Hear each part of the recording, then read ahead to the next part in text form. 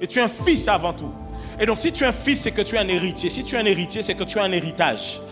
En fait, c'est qu'en tant que fils, tu dois observer tout le patrimoine immatériel que ta famille te laisse. Pouvoir maintenir ce qui est positif dedans et pouvoir rejeter ce qui est négatif et à contrario venir instaurer de nouvelles choses positives. En fait, pendant longtemps, la seule responsabilité d'un fils, c'est de pouvoir honorer malgré le fait que le père n'est pas honorable. Quand tu es un fils, la vie te donne beaucoup de bonnes raisons de ne pas honorer ton père. Mais c'est en ce sens que l'on vient vérifier si tu es un fils qui honore. Parce que si j'honore mon père que quand il est bien avec moi, non, je ne l'honore pas. C'est juste le contexte qui prête à l'honneur. Mais en réalité, on voit l'honneur de quelqu'un lorsque la situation ou l'état de la personne que l'on honore n'est plus honorable.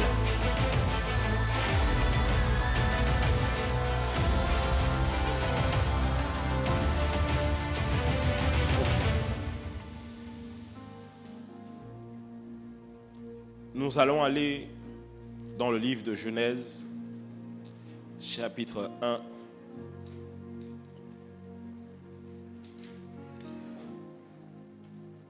Et nous allons aller au verset 27. On va même aller au verset 26, on va lire 26 et 27. Et ensuite, je vais découler dans mon message. J'espère que tu es là. Hein?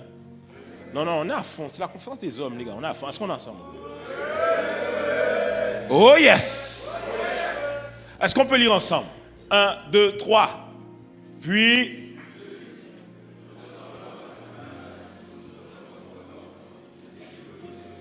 On y va, plus fort, plus fort.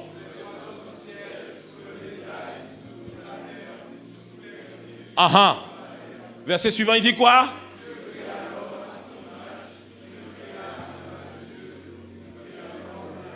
On est bon. Le texte ici commence en disant que, il dit au verset 26, il dit, puis Dieu dit, faisons l'homme à notre image. Et dans le verset 27, il dira, Dieu a fait l'homme et la femme. Et j'aime beaucoup aller regarder dans les textes originaux le terme soit grec dans la Nouvelle Alliance, soit araméen ou hébreu dans l'Ancienne Alliance. Et j'ai été fortement intéressé par le fait que dans Genèse 26, il dit, Dieu dit, faisons l'homme à notre image. Et il répète une fois encore en français, il fait l'homme et la femme. Et j'ai été intéressé de voir que l'homme dans le verset 27 et l'homme dans le verset 26, ce n'est pas la même chose. C'est la raison pour laquelle l'homme et la femme n'ont pas de hiérarchisation en ce qui concerne le fait d'être fait à l'image de Dieu. Parce que dans 26 ici, il parle de l'humanité, du genre humain, où il dit Adam. Adam qui veut dire de la couleur de la terre. Ensemble jusque-là. Je mettrai des petits clins d'œil comme ça, sans pour autant aller dans autre chose. On est ensemble ou pas? On peut avancer? Ok. Mais lorsqu'il arrive au verset 27, il parle de l'homme de manière différente. Et le terme pour homme au verset 27, c'est le terme Zakar. Z-A-K-A-R. Mais le terme Zakar, c'est le même terme qu'on utilise pour dire Zécheria et qui en français nous donne Zacharie.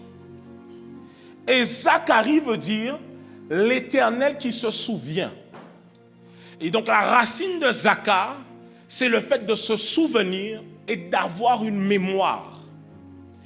En d'autres termes, l'un des points essentiels en ce qui concerne l'homme, c'est le souvenir et la mémoire, la trace qu'il laisse de sa vie. C'est la raison pour laquelle le titre de mon message s'intitule « Se souvenir pour construire ». Mais j'ai un deuxième titre encore, « L'appel du souvenir ». L'appel du souvenir.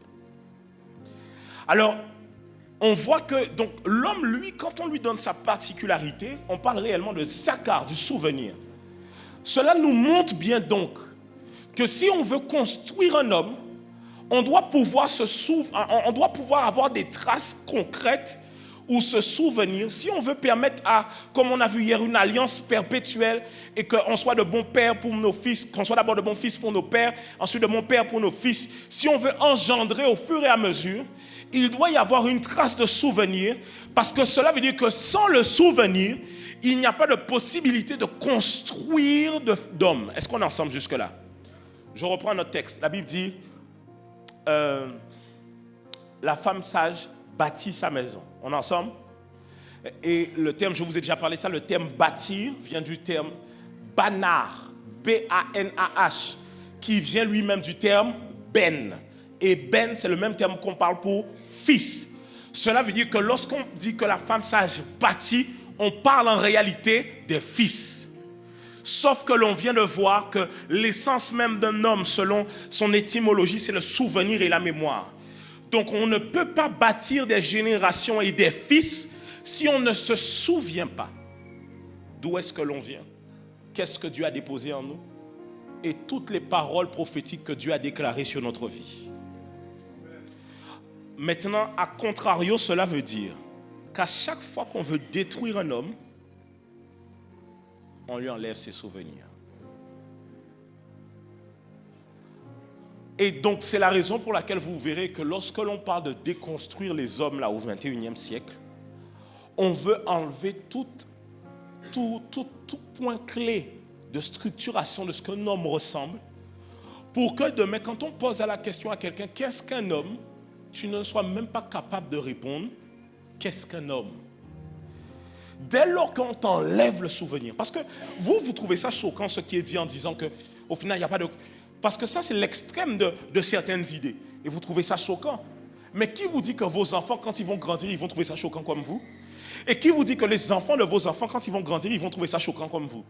C'est-à-dire qu'au fur et à mesure de génération, on retire un souvenir et dans la mémoire de ce que représente un homme véritablement selon Dieu. Mais nous devons, dans cette génération, nous tenir fermes pour savoir en tant que chrétiens. Nous ne voulons pas aller dire aux autres comment ils doivent vivre leur vie, mais nous, en tant que chrétiens, à quoi nous devons nous en tenir selon la parole de Dieu. Est-ce qu'on est ensemble? Donc, les amis, messieurs, en cette saison-là, être un homme, il faut réellement avoir du courage et de l'audace. Surtout dans cette époque où beaucoup de discours, dès que tu ouvres la bouche, c'est combattu. Maintenant, tu ne réfléchis plus, même si tu ne réfléchis pas à est-ce que ce que tu dis est censé, tu réfléchis à ce que tu dis va heurter les gens. Tu me suis ou pas? Est-ce que tu es là jusque-là ou pas? On peut avancer? Dis avec moi ce souvenir pour construire. Et donc cela veut dire que si on veut pouvoir réellement aller de bout en bout lors de notre conférence des hommes, on doit pouvoir se rappeler de beaucoup de choses que Dieu a établies en l'homme. Qui est l'homme? Quelles sont les facettes de l'homme? Mais avant ça, on va voir ensemble à quel point il est important de se souvenir. Premier point, le souvenir est un élément clé pour construire. C'est la raison pour laquelle lorsqu'un homme cherche à savoir quoi faire de sa vie, il cherche parmi son entourage. Il cherche à voir même dans la vie de son père. Il cherche à voir même dans la vie des hommes de sa famille. Lorsqu'un homme cherche à pouvoir avancer dans la vie, il cherche en réalité des modèles et des exemples. C'est la raison pour laquelle, souvent, lorsqu'ils ne trouvent pas le modèle et l'exemple à la maison, ils vont le chercher ailleurs. Mais lorsque l'on regarde la position d'un père dans la vie d'une fille et dans la vie d'un garçon, le père n'a pas le même défi et le même challenge dans la vie d'une fille et dans la vie d'un garçon. Une fille, ce qu'elle a besoin de son père, c'est l'affection, l'estime, l'encouragement et la sécurité que lui octroie son père. Ça remplit son vase émotionnel. Mais regardez bien, un homme, un garçon, en dehors de l'appréciation que tu peux lui donner, il cherche un modèle en toi. Ça veut dire qu'un homme peut avoir eu un bon père dans le sens qu'il aime, mais si son père s'est mal comporté envers sa mère, il peut avoir des problèmes avec son père. Pourquoi? Parce qu'à la fin de toute chose, ce qu'il cherche à son père, c'est un modèle et un exemple. Est-ce qu'on est ensemble jusque-là ou pas? En chacun d'entre nous, nous cherchons ça. C'est la raison pour laquelle la Bible dit dans Proverbe 22, 28, écoutez, on a dit que l'homme, c'est une question de souvenir. Dis avec moi, souvenir. Dis avec moi encore, souvenir. C'est la raison pour laquelle ce sont les hommes d'une certaine manière qui laissent un souvenir dans l'histoire et qui nous laissent un repère. C'est la raison pour laquelle il dit, ne déplace pas la borne ancienne que tes pères ont posé. Ce qui veut dire que tes pères laissent des repères. Et tes pères sont des repères. Est-ce qu'on est ensemble? Un père est un repère et une borne pour te permettre de savoir, voilà d'où je viens et voilà où je vais. Vous ne vous rendez pas compte, mais la problématique aux Antilles que nous avons, c'est que quand on ne peut pas remonter sur plusieurs générations, ça empêche aux générations futures de pouvoir faire un travail différent. Parce que sans le souvenir, il y a des choses qui ne peuvent pas être faites. Écoutez, est-ce que vous êtes capable de remonter jusqu'à 5-10 générations dans votre propre famille? Est-ce que vous êtes capable de remonter, même dans le sens de l'église locale et de ce qu'on appelle les pères dans la foi, jusqu'à 5 générations? Non. Vous verrez que nous avons tellement perdu la culture de l'honneur des pères que lorsqu'un père meurt, on oublie même ce qu'il fait. Et quand il est vivant, on n'a aucun intérêt pour lui.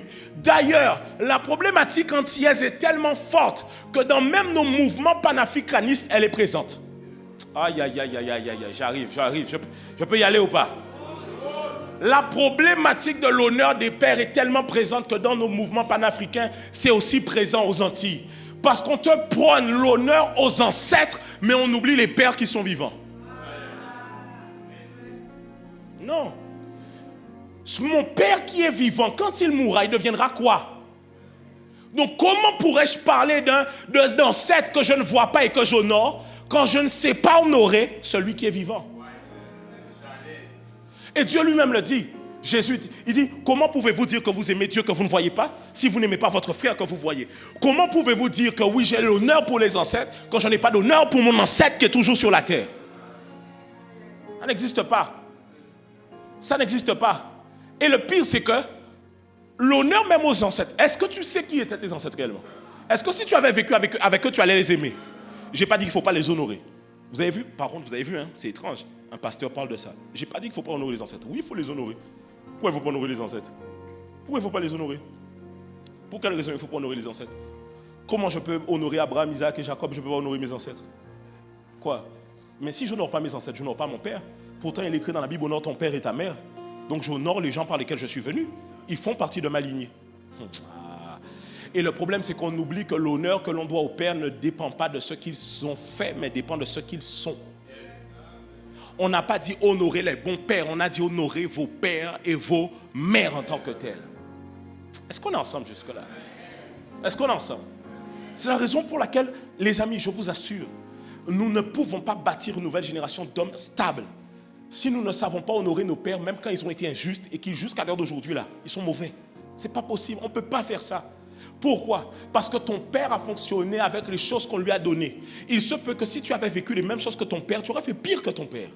Tu te connais? Tu es sûr? Bon, j'ai dit amour et douceur 2024, mais... Tu es là avec moi? La femme, fais attention. Après, qui madame qui est en l'église là? Oh là! Ils n'ont pas triangulé moi à sortir à l'église là. Je peux y aller ou pas? Parce que regarde combien d'hommes ont dit que oui, mon père a maltraité ma mère, mais aujourd'hui trompe leur femme.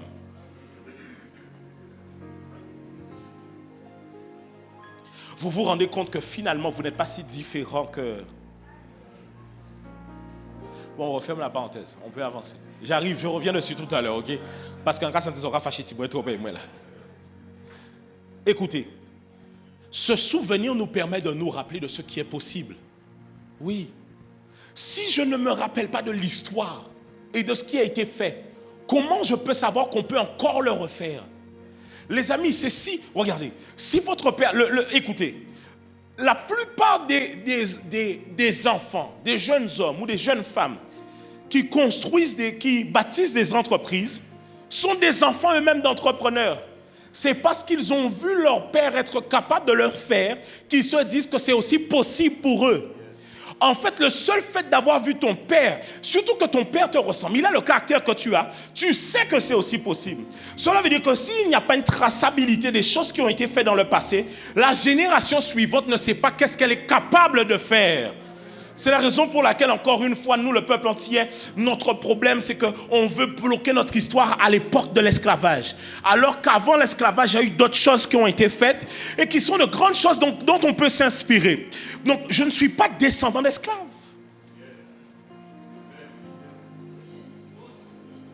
Ok, je vous pose une question. S'il y a 5 générations et ici, là, l'esclavage arrive, Je suis que descendant d'esclaves? Non, je ne suis pas que descendant d'esclaves. C'est la raison, regardez, pour laquelle la filiation à quelque chose vous limite vous-même dans votre propre vie. La filiation à quelque chose met un plafond de verre au-dessus de vous.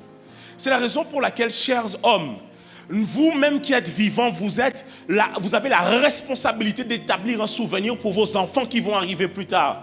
Vos enfants doivent être en possibilité de savoir que c'est possible. C'est possible de pouvoir entreprendre et de réussir, même dans un environnement où on te dit qu'il y a des gens qui détiennent l'économie, mais que par la grâce de Dieu, on a pu percer dans cet environnement. Est-ce que je peux pousser encore? C'est possible de pouvoir se marier, de réussir, de rester marié jusqu'à la fin. Même si on a vécu des hauts et des bas. Et d'ailleurs, gloire à Dieu aussi pour les bas, parce que ce sont les bas qui vont permettre à nos enfants de savoir que même au travers des bas, c'est encore possible. Oh, je ne sais pas si je parle à quelqu'un. Je sens qu'il y a une génération de possibilités qui va voir le jour. Une génération d'hommes et de femmes qui refusent de laisser le mauvais souvenir de leur famille et de leur sang à leurs fils et à leurs filles. C'est possible. C'est possible. Aujourd'hui, ça ne doit plus être une histoire. Mon fils, nous tous, on a fait un master dans la famille, tu dois faire un master. Non, mon fils, nous tous, on a fait un master. Le master, c'est le minimum pour toi. On a mis une barrière, on a mis là, le truc là. Tu dois franchir ça. Oui. Ton jambé barrière. Oui. Oh yes. Oui, c'est vrai. Tu dois pouvoir laisser un autre souvenir. Les amis, imaginez que vous prêchez l'évangile. Et que, comme vous prêchez l'évangile, il y a du contenu de vous sur Internet. Demain, vous avez des enfants. Un jour, vous quittez la terre. Vos enfants iront allumer les vidéos. Et regarderont les vidéos de vous en train de prêcher. Et ils diront, comme papa est en train de prêcher, moi aussi je veux prêcher l'évangile. C'est possible, c'est possible, c'est possible. C'est possible, c'est possible. Oui. Et puis je veux parler à un homme. Si tu veux vivre ta retraite vraiment dans le repos, assure-toi de bien éduquer tes enfants. Parce que si tu n'éduques pas bien ton fils, il aura beaucoup de problèmes dans son foyer, c'est toi qu'on viendra voir. Maintenant, si tu l'éduques bien et qu'il procure la paix dans son foyer, tu auras la meilleure des retraites. La plupart, regardez, c'est pour ça que la Bible dit qu'un enfant comme mal éduqué est une carie dans les dents de ses parents. Ça veut dire qu'il fait mal à l'os, au fond, à l'essence même de ce qu'on représente. Et il y a un certain âge, c'est comme si c'est limite trop tard. C'est la raison pour laquelle on doit laisser une base, un truc pour dire, c'est le minimum requis. C'est le minimum. Pas pour dire tu es forcé d'aller dans la voie qu'on a fait. Mais c'est pour te dire que si jamais un jour, ça te viendra l'idée de faire ça, tu as déjà des gens qui ont ouvert la voie pour toi. Oh yes. Non, j'ai hâte de vous prêcher ce que je dois vous prêcher là. Je peux avancer ou pas? Moi, en fait, je suis vraiment emballé par la parole ce soir. On est prêt ou pas? Mais est-ce que tu vas me suivre bien? On est bon? Tu me suis bien? On est à la fac, on n'est pas à Fouillol, on est à Renoy. On peut avancer. Ce souvenir nous permet de nous rappeler pourquoi nous sommes là où nous sommes. Pourquoi? Peut-être que là où je suis, il y a des erreurs que mes pères ont fait qui m'ont amené là où je suis. Mais aussi là où je suis. Parce qu'on parle beaucoup de malédictions générationnelles. Mais il y a des bénédictions générationnelles. Alors, je dois hériter de certaines bénédictions. Je vous le dis, les amis, vos parents n'ont pas sué travailler ici sur la terre pour que vous puissiez galérer pour rien. La vie est une course de relais. Tes parents ne peuvent pas être propriétaires. Quand tu commences, toi, tu es locataire. C'est pas possible, c'est pas possible. En fait, même si c'est possible dans le monde des vivants, tu dois refuser cette réalité-là. Parce que tu dois te dire que non. S'ils ont arrêté là, normalement, je suis censé commencer là où ils se sont arrêtés. Mais il y a un problème chez nous. Il y a un problème. Je vous dis, les amis, on a un problème de paternité. Vrai, on a un problème. Vous voulez que je vous montre à tel point on a un problème? Pendant beaucoup de générations, tu vas demander à ton père ou à ta mamie ou à ton papy comment il fait le colombo, il ne veut pas te dire. Vous ne vous rendez pas compte du problème intrinsèque que ça révèle, hein? Une recette de bokit que tu ne veux pas me dire? En fait, si tu n'es pas capable de me donner une recette, cela veut dire que tu as l'orgueil de partir dans la tombe avec tout ton savoir. Et donc, on a une mentalité chez nous de rétention d'informations. Même, je me rappelle une fois, j'étais à l'église et j'étais graphiste à l'église. Et j'étais en train de former un frère sur Photoshop. Et donc, je le formais et tout sur la suite Adobe. Et il y avait une sœur qui, elle, avait été formée aussi. Mais elle avait galéré sur certaines choses. Mais elle avait beaucoup galéré sur certaines notions. Et moi, j'arrive et je viens et j'explique au frère comment gagner du temps et lui expliquer rapidement comment tu vas gagner du temps là-dessus.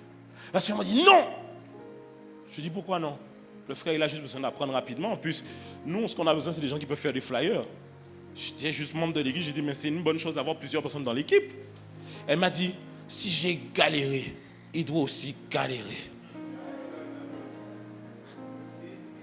Et c'est une... Oh, what a shock. Hey, ah oui. Oh yes. Est-ce que vous voyez à quel point c'est un problème? Les amis, vous vous rendez compte que, regardez, tellement on a un problème de paternité, tu ne peux même pas vraiment aller voir tes parents pour leur demander si vous partez, qu'est-ce qu'il y a à nous?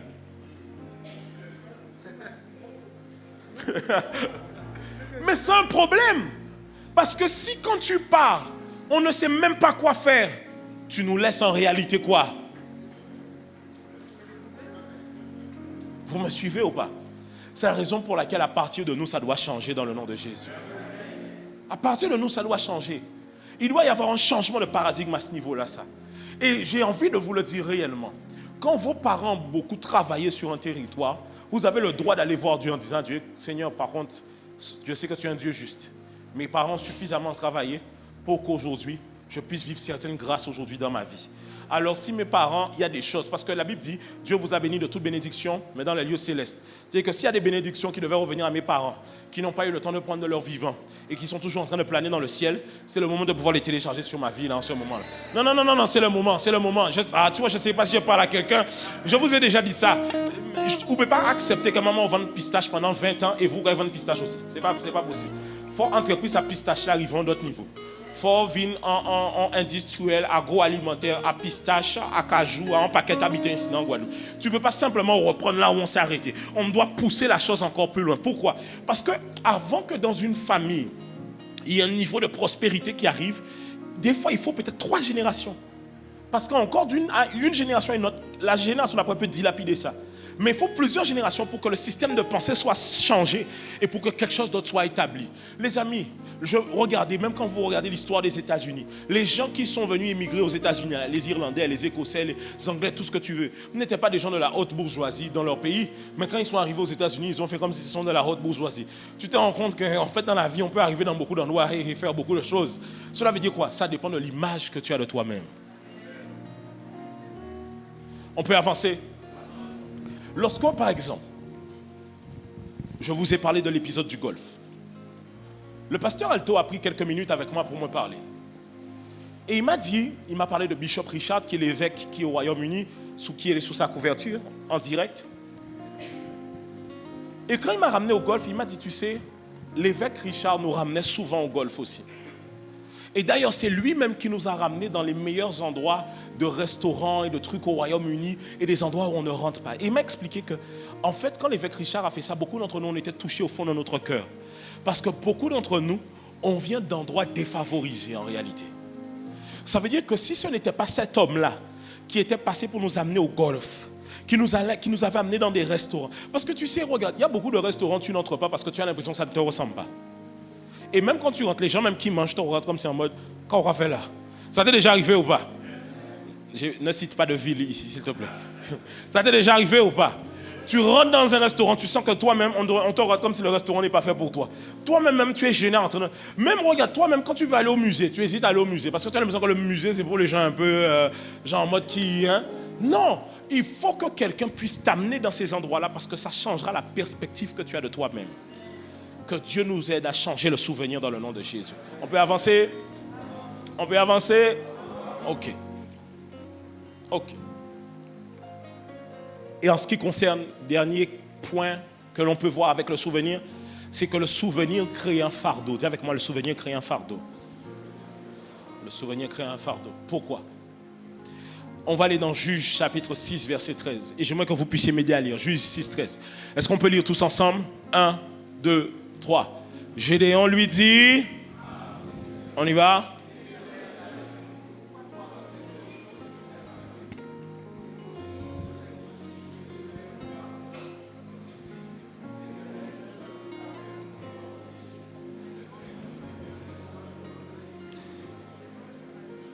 Vous voyez que la première chose qu'il invoque à ce moment-là, c'est il dit, mon Seigneur l'Éternel est avec nous. Il dit, pourquoi toutes ces choses nous sont-elles arrivées? Et juste après, il inclut le fait, où sont tous les prodiges que nos pères nous ont racontés? Ce qui veut dire qu'il y a un niveau de fardeau que tu ne peux pas avoir si on ne t'a pas expliqué qu'est-ce que Dieu a déjà fait dans cette génération. Je vous montre un seul exemple simple. Lorsque vous prenez le cadre du gospel urbain en Guadeloupe et en Martinique, je suis désolé de vous le dire, la Martinique est en avance sur nous. C'est une vérité. La Martinique est beaucoup plus en avance que nous sur le gospel urbain. Mais vous voulez savoir pourquoi la Martinique est plus en avance que nous sur le gospel urbain et que ça tient jusqu'à l'heure d'aujourd'hui? Parce que la Martinique a réussi à avoir un artiste qui était pasteur de base, qui a chanté dans un style qui ressemblait à celui de la rue de son île et qui est mort jusqu'à la fin en étant chrétien. Si vous regardez en Martinique, il y a un homme qu'on appelle Xavier Foster, qui a été un élément clé d'évangélisation. Et quand tu écoutes ses musiques, tu vois qu'il y a une base de bouillon, de rythmique bouillon dans ce qu'il faisait déjà à l'époque. Et il était déjà quelqu'un de connu pour être invité et faire des chants. Et on voit que quelqu'un qui provient de l'île de la Dominique a une très grande influence sur la Guadeloupe et la Martinique. Et en réalité, le départ de cet homme est comme un héritage qui tombe en terre et qui ouvre la voie à une nouvelle génération. C'est la raison pour laquelle, observez bien, lorsque Xavier Foster est décédé, paix à son âme et condoléances à sa famille, lorsqu'il est décédé, observez bien, juste après, il y a eu comme une éclosion d'artistes gospel qui a émergé en Martinique. Parce que la présence de certaines personnes sur un territoire vient déposer une semence en terre. C'est la raison pour laquelle, les amis, regardez, j'observe actuellement ce qui se passe dans notre nation. Actuellement, il y a la division dans un des bords politiques là, qui est en train de se rallier ensemble. Le front, tu vois de quel front je parle. Et il y a la division là-bas. Même les gens là-bas sont capables de dire, il ne faut pas qu'on affiche cette division-là parce que c'est une mauvaise chose pour ceux que l'on représente. Mais nous, les chrétiens, on est capable de se trucider sur la place publique à cause de nos désaccords en oubliant que ça défavorise la foi chrétienne dans le cœur des gens. Qu'est-ce que j'en ai à faire que mon frère ou mon voisin, il cherche Dieu le samedi et qu'il ne porte pas le boucle d'oreille? Qu'est-ce que j'en ai à faire que dans telle église on porte le foulard et que chez moi on ne porte pas le foulard? Qu'est-ce que ça me regarde que dans d'autres églises on fasse ça? En quoi ça change quelque chose au fait qu'ils croient en Jésus comme moi et qu'ils sont sauvés comme moi? Ça ne change rien. Ça ne change rien. Non. Les seules fois où j'ai pris la parole sur ces sujets, c'est lorsque je sentais que les jeunes se sentaient coupables de ne pas être dans le style chrétien. C'est les seules fois. Mais tu ne peux pas dire que tu m'as trouvé aller fustiger notre église en disant telle église, ils sont comme ça. Mais s'ils ont envie de s'habiller comme ça, ils s'habillent comme ça. S'ils ont envie de mettre des longues robes, ils mettent des longues robes. Le problème, c'est quand ils mettent leurs longues robes et qu'ils veulent mettre que toutes les sœurs mettent des longues robes. C'est ça le problème. Le problème, c'est pas quand eux, les frères là-bas, ils ont tous un youle sur leur tête. C'est quand ils veulent nous dire que faire un dégradé, c'est le monde. C'est ça le problème. Et nous les chrétiens, on est prompt à s'afficher sur les réseaux. Les amis, on ne s'affiche pas. Je ne peux pas afficher mon frère chrétien sur les réseaux. Il y a des gens avec qui je n'étais pas d'accord. Et eux ont eu l'indécence de vouloir parler de certaines choses, même sur les réseaux. Jamais je ne rentre là-dedans, parce qu'à la fin de toute fin, ce que nous représentons, c'est le royaume de Dieu. Ce qu'on a à se dire, on se le dira en privé. Oh yes. Oui. Écoutez, avoir un artiste comme Xavier Foster, qui est sur la Martinique, qui prêche l'évangile, qui chante l'évangile, qui vit et qui meurt, peu importe, même si quelqu'un dira que oui, non, il meurt bien en Christ. Il meurt en Christ, c'est-à-dire que jusqu'à la fin, il ne renie pas la foi. Jusqu'à la fin, il est là. C'est une bonne semence qui tombe en terre. Bonne semence. Bonne semence. Observez, où sont les acteurs chrétiens qui rappaient et qui chantaient en Guadeloupe? Où sont-ils? Le seul fait de leur absence et le manque de transmission a fait qu'il y a toute une génération qui n'est pas présente. Ce n'est pas un reproche que je fais, mais ce que j'essaie de faire comprendre, c'est que lorsqu'on ne réfléchit pas à ceux qui dépendent de nous, des fois on est tourné vers nous-mêmes. Pourquoi? On n'est pas encore circoncis. Est-ce qu'on est ensemble? Que Dieu nous aide à ce niveau-là, ça, à changer les choses. Est-ce que, et attention, hein, pour leur défense, pour les artistes qu'on a eus il y a 10 ans en arrière, c'est vrai que les églises les ont beaucoup combattus. Waouh. Mais quand même, est-ce que être combattu des églises nous amène à lâcher aussi sur les gens qui croient en nous? L'église a sa part de responsabilité là-dedans. Mais nous-mêmes, nous avons notre part de responsabilité là-dedans. Moi, l'église ici m'a beaucoup rejeté en 2011. 2011. Je suis toujours là. J'aurais pu dire à cause de ce que les gens ont dit pendant les années 2011, c'est fini, je ne reviens plus jamais, je ne veux plus entendre parler de Jésus. Alors je ne dis pas que l'église n'avait pas leur responsabilité, ils avaient leur responsabilité parce qu'ils ont été très combattus. Moi-même, j'ai donné ma vie à Christ parce que ces artistes-là étaient présents. Oui. Ma mère, c'est un CD qu'elle m'a donné, elle m'a dit, écoute. Quand j'ai écouté, j'ai dit, purée, voilà un truc qui me parle. Parce qu'on avait l'impression que les jeunes chrétiens, il fallait qu'ils ressemblent à...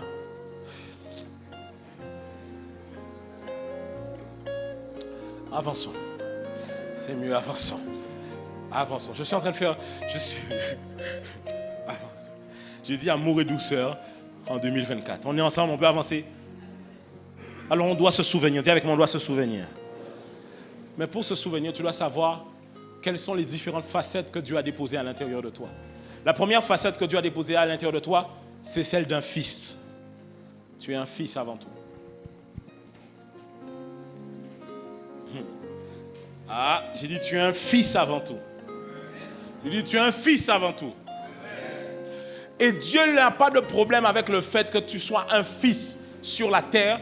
Parce que quand il introduit la prière du Notre Père, il dit Notre Père qui est aux cieux. Ça veut dire que Jésus sait qu'il y a les pères qui sont sur la terre. Et tu es un fils avant tout. Et donc si tu es un fils, c'est que tu es un héritier. Si tu es un héritier, c'est que tu as un héritage. Et ton rôle dans cet héritage, et à la fin je vais expliquer pourquoi. En fait, c'est qu'en tant que fils, tu dois observer tout le patrimoine immatériel que ta famille te laisse. Pouvoir maintenir ce qui est positif dedans et pouvoir rejeter ce qui est négatif et à contrario venir instaurer de nouvelles choses positives.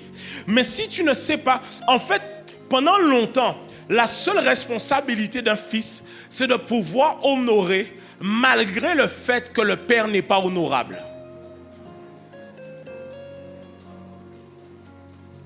Quand tu es un fils, la vie te donne beaucoup de bonnes raisons de ne pas honorer ton père. Mais c'est en ce sens que l'on vient vérifier si tu es un fils qui honore. Parce que si j'honore mon père que quand il est bien avec moi, non, je ne l'honore pas. C'est juste le contexte qui prête à l'honneur. Mais en réalité, on voit l'honneur de quelqu'un lorsque la situation ou l'état de la personne que l'on honore n'est plus honorable. On parle d'infidélité. On parle de fidélité parce qu'il y a eu des circonstances qui t'ont amené à prouver que tu pouvais être infidèle et tu as choisi la fidélité. Parce qu'il y a des gens, ils ne sont pas fidèles parce que ils sont fidèles. Ils sont fidèles parce qu'il n'y a vraiment pas moyen d'être infidèle. Tu ne comprends pas ce que je dis? Tu veux que je réexplique? Non, après vous allez être fâché avec moi. Oui, il y a des gens, s'ils pouvaient être fidèles, infidèles, ils le seraient. Mais c'est que tous les gens qui vont draguer n'acceptent pas. Donc jusqu'à l'heure d'aujourd'hui, ils sont infidèles. Je prie que tu sois réellement fidèle dans le nom de Jésus. Demande à ton frangin, c'est de toi qu'on parle ou pas? C'est de toi qu'on parle ou pas?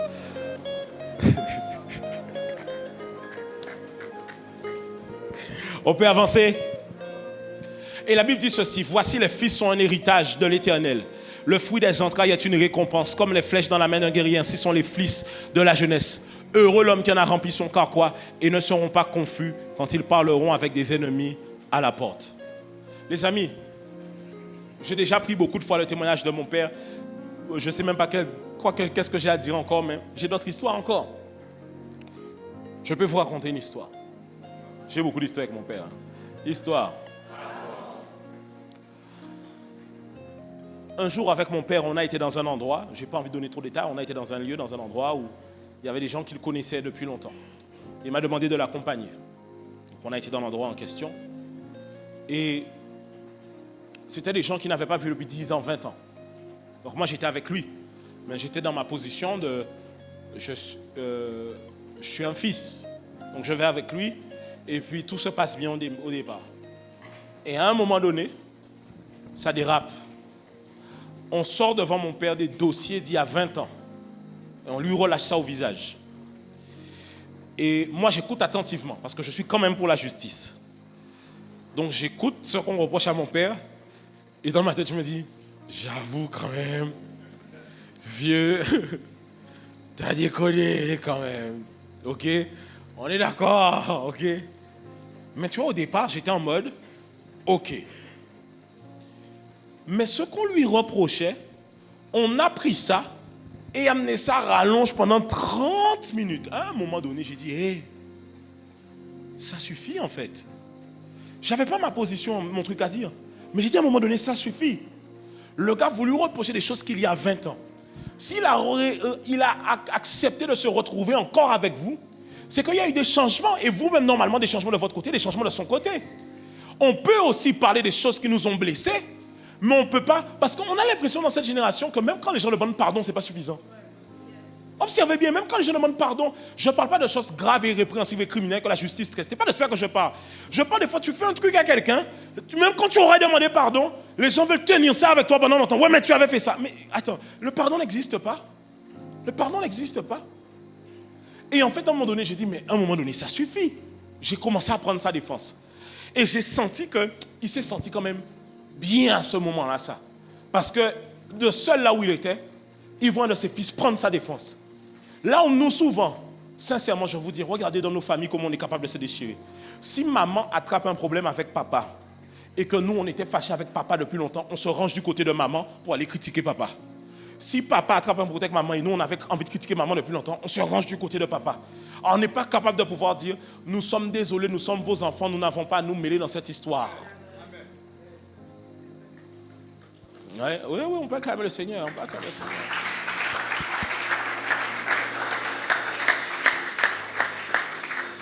Est-ce que je peux t'écouter? Est-ce que je peux écouter s'il y a une souffrance? Oui. Mais est-ce que je dois rentrer dans quelque chose et fomenter des plans contre mon père ou contre ma mère? Non, je ne peux pas. Je ne peux pas. Je ne peux pas. Ainsi, souvent, même dans nos familles, on n'est même pas sûr qu'on est les uns avec les autres. Parce qu'en fait, on est les uns avec les autres que qu'on est bien. Le jour où on n'est plus bien, on va chercher l'ennemi de notre frère pour... Seigneur, que Dieu nous aide. Dis à ton voisin, tu es un fils avant tout. Tu es un fils avant tout. Tu dois être là pour garder et protéger l'héritage. Oui. On ne peut pas être là et puis on parle mal de ton père comme ça et puis tu dis rien. Il faut qu'il y ait comme un sursaut quand même de respect et d'honneur pour lui. Comme on dit en créole, dit qu'un chien camodé, mais dit que non, il est blanc. Oui. Mon père est ce qu'il est.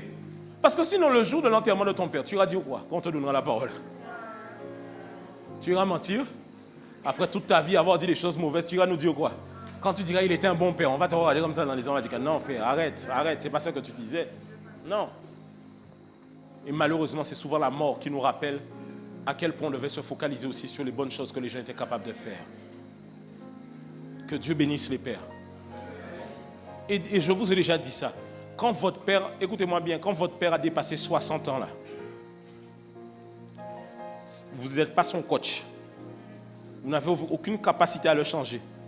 Si ce n'est pas le Saint-Esprit là, le vieux ne change pas. Parce que déjà quand tu lui parles là, il se rappelle que c'est lui qui t'a déposé dans le ventre de ta mère, qui a fait le ventre gonflé. Et aujourd'hui, il voit comment tous les argent qu'il donnait chaque mois, il est en train de lui manquer de respect là, dans la maison. C'est ça qu'il voit. Il voit comment il vient gifler tout l'argent qu'il a investi depuis longtemps là. C'est ça qu'il est en train de regarder. Est-ce qu'on est ensemble jusque-là? Deuxièmement, tu es un frère. Tu es un frère. Et c'est de ça que tu as besoin en Christ. Tu as besoin réellement de frères. Et lorsque je parle de frères, je parle de soutien. Je parle de personnes sur qui tu peux compter. Et je parle de personnes qui réellement pourront te regarder en face et pouvoir te dire la vérité lorsque tu fais mal. De vrais frangins. En fait, un bon frère est quelqu'un qui va te permettre de garder la foi. Oui, c'est un bon frère. Moi, j'aime les frangins comme ça. Tu sais, un bon frangin, quand il t'entend commencer à parler de manière vulgaire et sale, il te dit, frère, tu es en train de déraper ici, là. Il ne rigole pas à tes blagues. Si tu as un frère à l'église qui est chrétien, et puis quand tu donnes des vieilles blagues sales, il rigole avec toi. Il dit, arrêtez, ou ben tout couillon. Non, quelle fraternité. Il faut changer, il faut revoir ça. Il faut un frangin. Quand tu fais des vieilles blagues, il te regarde comme ça. Nous avons pas de rôle. Il faut qu'on te reprenne dur comme ça. Pourquoi? Parce qu'en fait, il faut que tu puisses avoir des gens qui te challengent pour aller vers le meilleur. Il faut des frangins, quand ils entendent que tu n'as pas été au travail lundi parce que tu étais fatigué, ils te parlent mal. Voilà, tu vois. On ne veut pas donner... Vous savez, si vous ne donnez pas le droit aux gens de pouvoir être avec vous pour vous bousculer, comment vous allez changer? Il faut quelqu'un qui te dise, Timal, ou pas, vous trop feignant, on va aller pour le travail. Oui, il faut quelqu'un qui te parle comme ça. Parce que s'il y a quelqu'un qui s'assoit avec toi et qui dit, mais de toute façon, moi, pas ton là, parce que oui, l'État français. Mais non, voilà, tu as échoué, tu échoueras encore. Il te faut quelqu'un qui te parle mal. De temps en temps, qui te dit, mais qui problème a Timal? Réveille là, Timal. Quelqu'un qui vient là, jeudi à la prière avec toi. Quand tu ne pries pas là, il sort, il dit, ou pas, sans tu pas te prier jeudi là? Oui. Oh yes. Oh yes. Oui. Oui. Mais pas seulement ça. Mais moi, le verset de Proverbe que j'ai donné, je crois, Proverbe 17, quelque chose comme ça. Mais le mois, j'ai donné un verset dans Proverbe. Il dit, Proverbe 17, 17, l'ami aime en tout temps et dans le malheur, il se montre un frère. Les frères sont présents dans le malheur. J'ai raconté cette histoire. J'ai eu 2 amis dans ma vie pour qui j'ai déjà fait ça. J'avais eu un ami, j'ai déjà raconté ça. Lui, il habitait, je me rappelle, il habitait à Paris même. Lui, il aimait les petits délires un peu APO, Happy Hour. Tu connais les tables devant les restos avec les cacahuètes et les pop-corn. Tu vois de quoi je parle ou pas? Avec jambon, fromage. Ok, tu vois bien, tu vois le délire ou pas? Il met des bottes Chelsea. Tu vois le délire ou pas? Tu vois bien le délire? Des petits manteaux en cuir, tu vois, quand il me parle, ça va en tout, tu vois. C'était un bon gars à moi comme ça. Et un jour, il m'appelle, il me dit, frangin, je ne sais pas qu'est-ce qui m'est passé. J'étais là, je me suis laissé aller, j'ai recommencé à fumer. J'ai croisé une nana dans Happy Hour, j'avoue, on a des trucs, machin. Je lui dis, quoi? J'ai appelé un autre frangin avec qui on allait à la prière à 3. J'ai dit, rendez-vous devant chez le frère. Oui. Nous, on est le genre de frère, on se bat avec toi pour que tu reviennes à la raison. Oui, je préfère sur WhatsApp. Et on dit, Gaël, pasteur la Kagoumé. Bon, à l'époque, je n'étais pas pasteur, tu vois. Non, ça ne m'arrivera pas, je ne ferai pas ça. Je vais éviter ça. Mais j'étais prêt à ça. Qu'est-ce qu'on a fait? On a été devant chez lui. Moi, je savais qu'il était là. On est resté 3 heures devant chez lui. Les voisins sont venus, nous ont vus sur le palier. On les a regardés, ils nous ont regardés. Et ils sont passés à autre chose.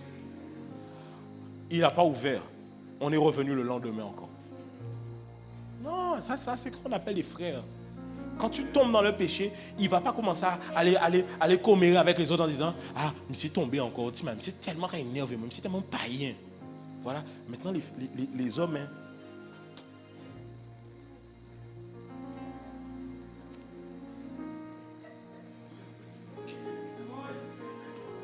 comment tu es un gars et tu aimes les cancans comme ça? Comment? Je ne comprends pas. Moi, j'aime les frangins qui préfèrent voir leurs frères s'en sortir. Même prêt à venir voir le pasteur. Pasteur, je viens de voir pour tel frère. Mais tu ne peux pas être là. Il y a des gens, ils vont voir tout le monde, mais pas la personne concernée. Tu vas voir A, B, C, D, E. Tu vois tout le monde dans l'église, sauf la personne concernée ou le pasteur qui peut l'aider à se relever. Gloire à Dieu pour les gens qui viennent voir le pasteur parce qu'ils se disent, bon, je n'ai pas de relation avec le frangin. Je préfère aller voir le pasteur pour que le pasteur ait géré ça. Gloire à Dieu.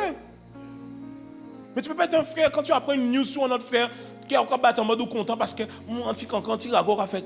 Moi, je suis choqué de voir ça. Tu sais, il y a des gars, vraiment, genre, limite, ils doivent mettre un générique sur leur WhatsApp pour t'expliquer que j'ai une news. Oui. Non, il y a des gars. Non, je les vois comme des youtubeurs, mon gars. Des youtubeurs, comment on appelle ça? Gossip. C'est notre nom, non? Hein? Les trucs là, magazine public, les trucs. Tu vois, oui, c'est ça, gossip. Oui, il y en a, je les vois comme des youtubeurs gossip. Ils aiment toujours avoir une dernière petite fraîche. News. Comment toi, ton frère est tombé et ça te fait pas mal? En plus, hein, quand tu juges les autres lorsqu'ils tombent, le même genre de péché vient te chercher. Oh yes. Oh yes. I dit Timuna Muna merde, donc il fallait aucun temps. Oh yes. Est-ce qu'on est ensemble? Tu as besoin d'un frère qui va te challenger. Oui. Moi, j'ai un frère, moi, dans le ministère, j'aime. Quand on s'appelle, on fait FaceTime. Il ouvre ses dossiers vidéo et me montre les vidéos qu'il fait. Il me montre ça. Il me montre ça. Je dis que, ah ouais, non, ah ouais, là, c'est frais. Je lui montre ça. Il me dit, ah ouais, non, ah ouais, là, c'est lourd. Qu'est-ce qu'on fait? Chacun, on retourne à aller modifier les vidéos qu'on avait pour pouvoir faire mieux. Oui. Des gens qui te challengent comme ça. Des gens, quand ils t'écoutent prêcher, ils sont heureux, ils sont contents. Des gens, quand ils entendent que c'est toi qui prêches le dimanche, ils sont plus contents que de se dire, ah, pourquoi encore lui? Que Dieu te donne des frères d'alliance sur qui tu peux compter. Oh yes! Oui!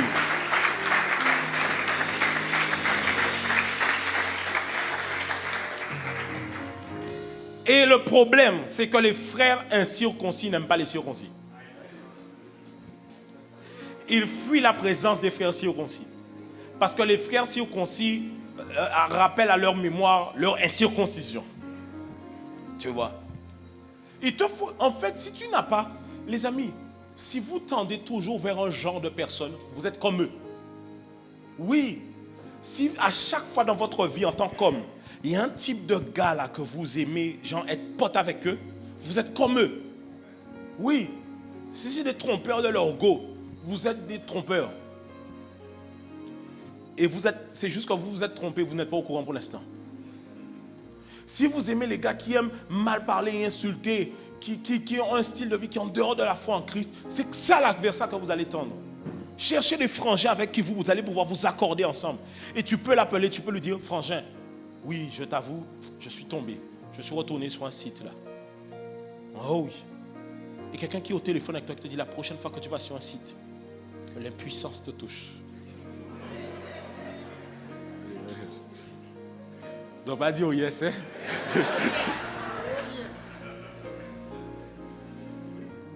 Un genre de frangin, quand il prie au téléphone, la prochaine fois que tu fais ça, tu vas aller en enfer. Il faut qu'il te parle comme ça. Oui, oui, oui. Tu sais, il y en a, il ne vous faut pas des frères trop amour. Tu sais, les gens de frères qui te disent, tu sais, Dieu ne te rejette pas. Il t'aime. Tu n'as pas besoin de frangin comme ça. Lui, ça t'énerve. Tu as besoin d'un gars là qui te parle mal. Qui, quand je dis te parle mal, qui te choque dans tes émotions un peu, pour te dire, frangin, réajuste-toi. Mais qui à la fin, après t'avoir un peu bousculé, il t'encourage à mieux faire. Et il croit en ton changement. Oui. Oui.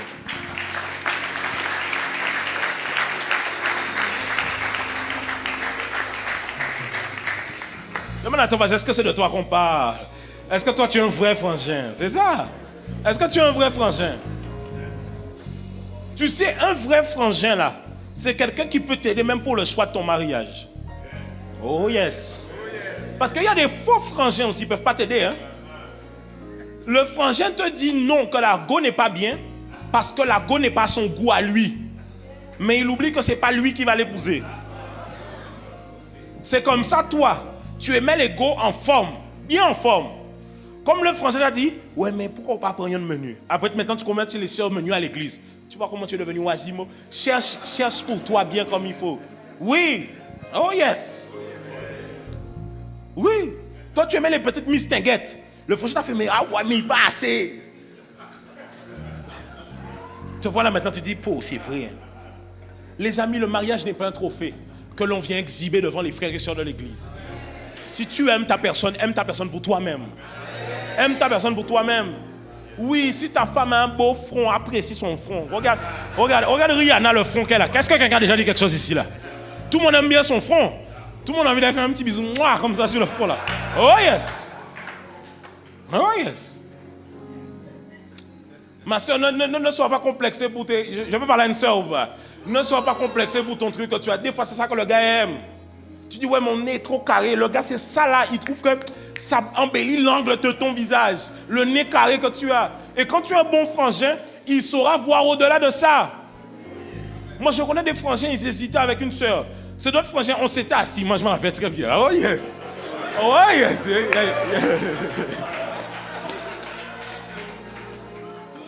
Les frères voient de quoi je parlais. Oh yes. On s'était mis à l'entrée là comme ça là. J'avais convoqué une réunion extraordinaire. J'avais fait, vous les célibataires, venez. J'ai dit, pourquoi tu es pas encore avec elle? Oh, tous les frères étaient en mode, tu m'as quoi déconner, tu m'as. Non, tu sais, quand un frangin te parle comme ça, tu dis, pas aussi, frère, fait chier quand même. C'est on l'a bien en fait. Hein. Aujourd'hui, ils sont mariés.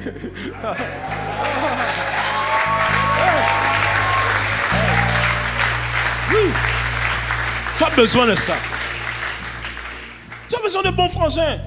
Et même lorsque tu es marié, tu as besoin de bons frangins. Tu sais pourquoi? Parce que c'est ça le problème des hommes. Ils ne savent pas se dire quand ils déconnent. Ils ne savent pas se dire quand ils déconnent. Tu déconnes dans ton foyer Et ton frangin, quand tu lui racontes l'histoire, la seule chose qu'il sait dire, de toute façon, c'est qu'on a famille, les amis. C'est femme qui voit les amis. C'est ça là que tu aimes, c'est ça. Ah, t'aimes ça, hein? Tu t'assois avec les amis, c'est femme, mais de toute façon, c'est vidéo YouTube, on compare les bails, battant, tu m'as t'es journaliste, écoutez-moi. C'est ça là que tu aimes, tu vois ou pas? Hein? Oui. Là où il y a notre frangin, quand tu lui dis, ouais, non, il dit, mais non, frangin, écoute, regarde bien l'histoire. Si elle t'avait fait la même chose là, tu allais apprécier. Oh yes. Oh yes. C'est ce genre de frangin-là que tu as besoin. Moi, j'ai un frangin, une fois, il m'appelle, il me dit, non, je te raconte comme ça, tu me dis si je déconne. C'est ça. Tu me dis si je déconne. Dis-moi si je déconne. Pas des frangins. Tu sais, une autre fois encore. Ne regardez personne. Hein. Non, les frères savent de quelle circonstance je parle. On a fait une sortie des hommes.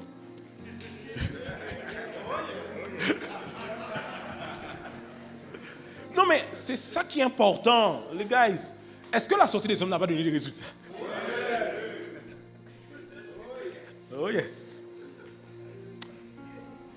Et je vois les hommes attroupés entre eux. Mais ça avait l'impression d'une réunion de syndicalistes. Non. Les gars, ils étaient en mode, ah ouais, c'est ça là pour parler en tête à eux.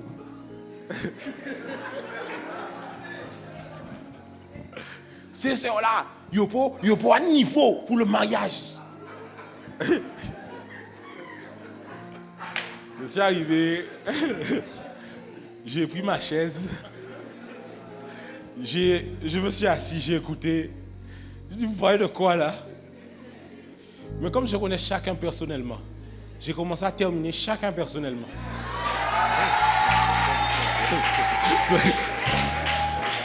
Mais c'est ça, c'est aimé, hein? Non. Si je fais ça avec vous, la dernière fois que j'ai fait ça avec vous, vous n'étiez pas contente, hein? J'ai fait ça avec les sœurs, elles sont venues à 20 devant mon bureau. Pasteur, tu es sûr? J'ai fait une réunion tranquille, comme ce que j'ai fait avec les hommes là. J'ai fait ça avec les sœurs, fallait voir. Fâché. Oh yes. Et j'ai dit aux frangins, je leur ai dit, mais les gars, vous vous rendez compte comment vous parlez? C'est pour ça que hier j'ai dit ça. Et je leur ai dit ça, c'est ce que j'ai dit hier, c'est ce que j'ai dit là-bas. J'ai dit, les gars, vous parlez des femmes et vous leur reprochez des trucs qui font qu'elles sont des femmes. Ben, mariez-vous entre vous. Mais ouais, ça n'a pas de problème. Ou quand on rentre en casa, qui j'ai un frangin, tranquille, boum boum. Vous faites ménage là, ouais, on fait ménage là. Vous faites vaisselle là, Nous allons jouer PlayStation? Yes, on va jouer PlayStation. On aurait dit que c'est ça que les hommes veulent. Les hommes veulent une relation comme un beau. Genre, tu rentres ton bro est là, genre, tranquille. Ouais, boum boum, ouais, clic, Pour vos amis, c'est un bidon, mais là, la gueule, ça voit. Et il est malade, les amis. On nous dit, non! Les gars veulent un peu de trucs comme ça, tu vois. Tu vois, quand un gars joue avec sa go, la go, elle joue comme ça. Le gars, lui, il n'est pas joué comme ça. Qui bite, ça? Qui bite? On nous dit que les gars, c'est ça qu'on veut. Quand tu as une femme, c'est une femme. C'est une femme. Elle a des trucs qui font d'elle qu'elle est une femme. Et c'est ça là qui fait d'elle qu'elle est une femme. Oui. Oh yes. Par exemple, jamais à culpa, parce que des fois, on dit aux femmes, vous aimez trop revenir sur les éléments passés. Et c'est vrai, mesdames, c'est vrai que dans une certaine mesure, vous aimez déterrer des choses dont on a fait le deuil. Oh yes. Et pourtant, on a bien fait le temps de dire, je te demande pardon, tu me demandes pardon, on se demande pardon, tu es sûr, il n'y a rien? J'ai rien. Un jour, mon gars, ton problème s'appelle Lazare, ta femme s'appelle Jésus. Elle dit, Lazare, sors! Et tu vois la machine à laver qui revient, les linges que tu n'avais pas ouverts. Mais messieurs, soyons vrais. Regardez la manière dont on oublie de faire certaines choses dans notre journée. Ce n'est pas notre femme qui nous rappelle. Donc c'est sa capacité à se souvenir des choses qui fait qu'elle nous rappelle des fois les choses que l'on oublie. Donc des fois, au lieu de pouvoir les fustiger pour le fait qu'elles se souviennent de certaines choses qui sont négatives, est-ce qu'on peut passer les goûts aussi le fait qu'elles se souviennent de choses de nous on oublie? Oh yes. C'est pour toi. Ma femme est là, il faut que je prêche. Tranquille. Tu vois, il faut lâcher les billes comme ça. Il faut des frangins comme ça. Des bons frangins comme ça. Oui. Moi, par exemple, c'est un frangin, un bon frangin à moi. Il servait avec ma femme. On était, je me rappelle, métro 6. Je me rappelle très bien. Métro 6. Tu vois quel métro? Une espèce de couleur bleu-vert, turquoise façon, hein? Bleu-vert. 6. Ça va Nation, Bercy, tout ça là, je crois. On était là. Et je lui dis, pauvre frangin, j'ai trouvé quelqu'un. Il me dit, ouais. Je dis, c'est qui? Je lui dis, tu la connais? Oh, mais vas-y, dis. Tu la connais? Elle sert avec toi. Oh, dis toi aussi. Attends, toi aussi. Tu sais pourquoi j'ai pris du temps? Parce que j'étais habitué au contexte où quand on dit ça aux frères, tu dis ça à des frères des fois qui sont immatures, ils n'ont aucune bonne réponse à te donner. Oui. C'est pour ça qu'il vaut mieux des fois aller voir les frères mariés. C'est eux qui ont les meilleurs conseils à te donner. Oui. Quand tu leur dis les trucs qui te rebutent un peu, machin, ils arrivent à te refaire voir clair. Ils te ramènent les pieds sur terre. Oui. Et je lui dis, c'est elle. Quand je lui dis, c'est elle, il m'a fait. Oui. C'est pour ça que les sœurs, il faut bien servir dans vos services. Tu es à la com là. Ça se trouve un frère qui va voir Jeanne Naël pour lui demander pour la sœur telle. Toi, tu parles mal aux gens au département de la com. Personne ne peut rendre un bon de témoignage de toi à la com. Tu es à l'accueil. Le frère il va voir Myriam pour demander à Myriam. Alors, comment elle est un peu la sœur? Tu parles mal à tout le monde à l'église. C'est comme ça que ton dossier est gâté ici. Parce que les gars veulent la paix. Mais je ne vais pas arriver là-dessus aujourd'hui. On peut avancer? Non, je ne vais pas là-dessus aujourd'hui. J'ai dit c'est la conférence des hommes. 1, vous êtes un fils. 2, 3, un mari. Un mari. Oui, parce que dans l'ordre, on doit être marié avant d'être père. Hein? Normalement. Vous êtes un mari. Et j'en ai déjà parlé suffisamment hier pour m'éterniser dessus. N'oubliez pas le rôle du mari, du chef de famille, c'est celui du sacrificateur. 4e, vous êtes un père. Vous êtes un père. Tu es un père, tu es un père. Dimanche à la fête des pères, je t'assure, tu peux te lever dimanche qu'on va prier pour les pères, par exemple. Oui, tu es un père. Peu importe ton âge, tu es un père. Tu n'es peut-être pas un père encore, mais tu es un père en devenir. Tu es un père en devenir. Et tu peux recevoir déjà l'équipement et le bagage nécessaire pour que quand le temps vienne, pour que tu sois réellement un père, que tu puisses avoir les outils nécessaires pour pouvoir fonctionner dans cette dimension de père. Que le Seigneur fasse de toi un père, pas seulement un père de famille biologique, mais un père dans ton environnement, un père dans ton entourage, un symbole de paternité pour les gens autour de toi. Oui. Tu peux être un oncle dans la famille, mais tu es un père de substitution pour tes neveux, parce qu'ils ne grandissent pas avec leur père. Mais on est un oncle comme toi, et ils diront tonton un tel, je sais que tonton un tel fait ça, tonton un tel fait ça. Est-ce que je parle à quelqu'un? Dans la vie, il existe 10 types de pères. Il y a le père de la nation. En général, on appelle le père de la nation celui qui est président. On a le père d'un mouvement, par exemple Martin Luther King. On a le père d'une vision. Donc par exemple, je peux prendre aussi, imaginons, je prends le cadre de Renaissance. Renaissance, c'est une vision. Le père de la vision, ce serait moi. Mais tu as aussi ce qu'on appelle dans le cadre ecclésiastique le père de la maison. C'est-à-dire celui qui est établi sur l'église là où on est. Donc par exemple, il y a plusieurs églises, il peut y avoir un père de vision, mais ailleurs, au moment opportun, on permet à quelqu'un d'être le père de la maison là-bas. Vous avez aussi ce qu'on appelle le père biologique, que vous connaissez. Vous avez aussi ce qu'on appelle le père de substitution. C'est un oncle qui a été présent pour vous à la place d'être un père. Vous avez le père dans le péché. C'est celui qui vous amène à pécher dans des choses pour la première fois. Il vous initie à ça malheureusement. On a quoi encore? On a le père spirituel. Le père spirituel, quand on dit les pères spirituels, ce sont les symboles de père qu'il existe dans le ministère qui nous inspire. D'abord, on a le Père dans la foi. Le Père dans la foi, c'est celui avec qui on a marché, qui nous a engendrés en Christ. On a le Père spirituel, celui à qui on rend des comptes directement. Et on a les pères dans le ministère, qui sont des pères, qui ne sont pas nos pères à nous, mais qui sont des pères dans le ministère. On est ensemble jusque-là? Oui, il y a différents types de pères. Différents types de pères. Tu peux être un père dans l'environnement où tu es. Tu peux être un père dans l'environnement où tu es. Et être père, c'est important parce que les gens ont besoin de repères. Tes cousins ont besoin de repères. Tes neveux ont besoin de repères. Les gens t'observent en réalité. Certains de tes cousins, de tes neveux, ce qu'ils font, ils le font parce qu'ils te voient le faire. Oui, certains veulent faire du foot parce qu'ils t'ont vu faire du foot. Certains veulent faire du basket parce qu'ils t'ont vu faire du basket. En fait, des fois, on ne se rend pas compte, mais il y a des gens qui s'inspirent de nous sans nous le dire. Oui. Il y a des gens, le jour où tu disparais, sincèrement, ça risque de les briser. Parce que sans rien te dire, ils t'observent. Ils te voient, ils disent rien. Mais ils se disent, purée, ah ouais, j'aime vraiment comment il est, son style, comment il parle, comment avec lui on peut être aussi détendu comme ça. Si tu comprends cela, tu vas réussir à insuffler comme un nouveau système de pensée à notre regard sur ce que les pères doivent être. Et je prie que ce soit ton partage dans le nom de Jésus. Avec moi, un père. Tu es un repère. Lorsque tu es un père, tu es un repère. Tu peux montrer à quelqu'un ce que Dieu a déjà fait dans ta vie. Tu es aussi un rempart. Tu es un rempart. Oh yes. Tu es un centre de formation lorsque tu es un père. Tu es un centre de formation. En fait, il faut que quand les gens tournent autour de toi, il faut qu'il y ait un changement après. C'est ça. Et ça commence déjà, par exemple, même dans le cadre de l'église, ça commence déjà avec la notion de grand frère. Tu es à l'église. Si tu as un petit frère qui est à l'église, tu n'as pas besoin qu'on vienne te dire, tu es le grand frère de. Tu es son grand frère. Si tu es plus mature, tu as accompli plus de choses, la personne en face de toi, tu sens qu'elle manque des choses, tu es son grand frère. Ça veut dire que quand tu vois des choses qui sont irrépréhensibles, des choses qui sont à corriger, tu dois pouvoir prendre le temps. Même des fois, les sœurs à l'église, je fais une parenthèse, même si ce n'est pas votre conférence, tu sens, tu sais, ça se voit hein, quand on a une petite sœur à l'église qui commence à un peu, ça se voit. Tu le vois et tu dis rien. Tu dis rien.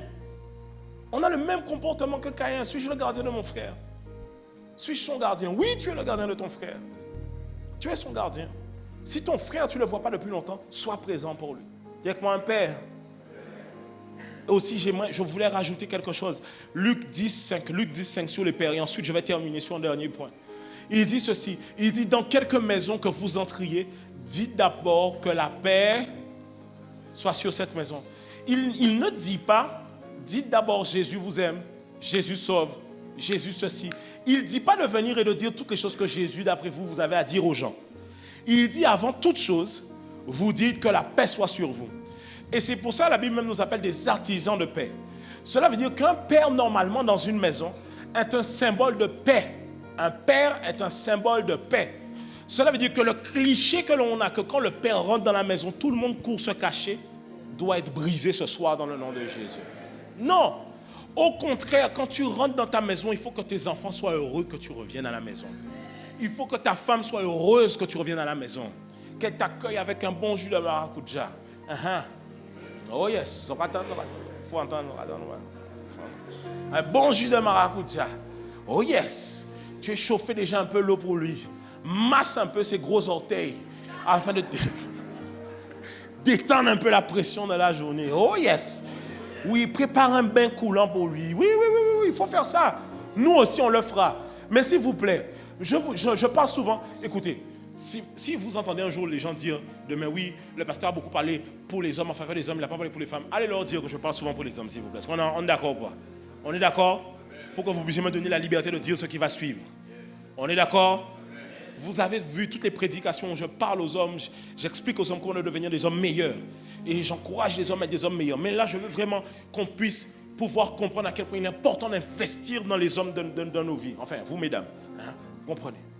Quand ton homme rentre à la maison, prends soin de lui. Il faut qu'il sente qu'il rentre dans un havre de paix. Le gars n'est pas obligé d'aller voir quelqu'un d'autre pour faire sa pédicure. Oui. Toi, tous les tutos que tu regardes sur Internet, tu ne peux pas faire sa pédicure pour lui? Pourquoi c'est toujours les autres qui doivent hériter de ça? Fais pour lui aussi. Prends soin de lui. Prépare déjà son plat. Quand il arrive, c'est déjà là sur la table, verre, fourchette, couteau, jus. Quand je rentre, ma femme met ça pour moi. Quand je rentre des fois de l'église, je sors de rendez-vous. Je dis à ma femme, je veux arrêter avec le McDo. Tu as vu que j'ai arrêté? Tu as vu ça? Il faut comprendre, il y a une dynamique. En piraté, on nous va courir bientôt. Donc, il y a une dynamique en ce moment-là. Oh yes. Mais des fois, je rentre à la maison. Quand je rentre de la maison, sur la table, il y a mon assiette, il y a mon blanc de poulet, il y a 150 grammes de brocoli, 150 grammes de riz blanc. Oui, oh yes. Un petit bol avec piment, sel, et oui, avec un bon verre d'eau. Oui, pas de jus. Alléluia. Oui. Oui. Oui. Et attention. C'est pas sur la table découverte, c'est sous couvercle. Parce qu'il faut que ça garde la chaleur. Et avant que je mange, il faut qu'on me demande est-ce que c'est assez chaud. C'est pas toi, tu rentres, tu dis ou faim ou pas te acheter manger dehors là. Nous pas en 1995. Hein. C'est ça. Ton gars maintenant, il va au McDo. J'ai pas dit qu'il a le droit de faire ce qu'il va suivre. Il va au McDo. Il arrive à la fenêtre au drive. La caissière lui dit oh bonsoir monsieur. Pour vous, je vous mets une cheese en plus. Ça, des fois, Pasteur Sanogo disait que les adversaires sont bien des fois. Parce que tu as un gars choco à la maison et tu le négliges. C'est quand un gars dehors commence à bien lui parler, quand tu dis que hey! Garde à vous. On ne s'approche pas de mon gars. Tu n'as pas besoin de ça. Fais ça déjà à l'avance. Oui, oh yes. Oh yes. Prenez soin de vos gars. Oui. Monsieur, prenez soin de vos femmes.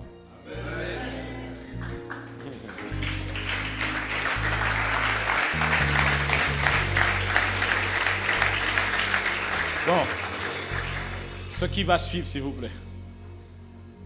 Je vous connais déjà, mesdames. Messieurs, sincèrement,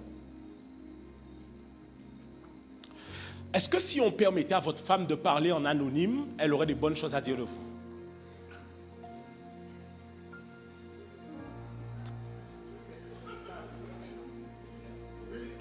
Non, ok. Est-ce que si Dieu arrive dans le songe de votre famille, lui dit, ma fille, je te permets de faire un retour dans le passé pour vérifier si tu veux bien l'épouser. Est-ce qu'elle réaccepte? Est-ce que si votre femme, on lui pose la question, est-ce que le mariage c'est bien? Avant, elle fait...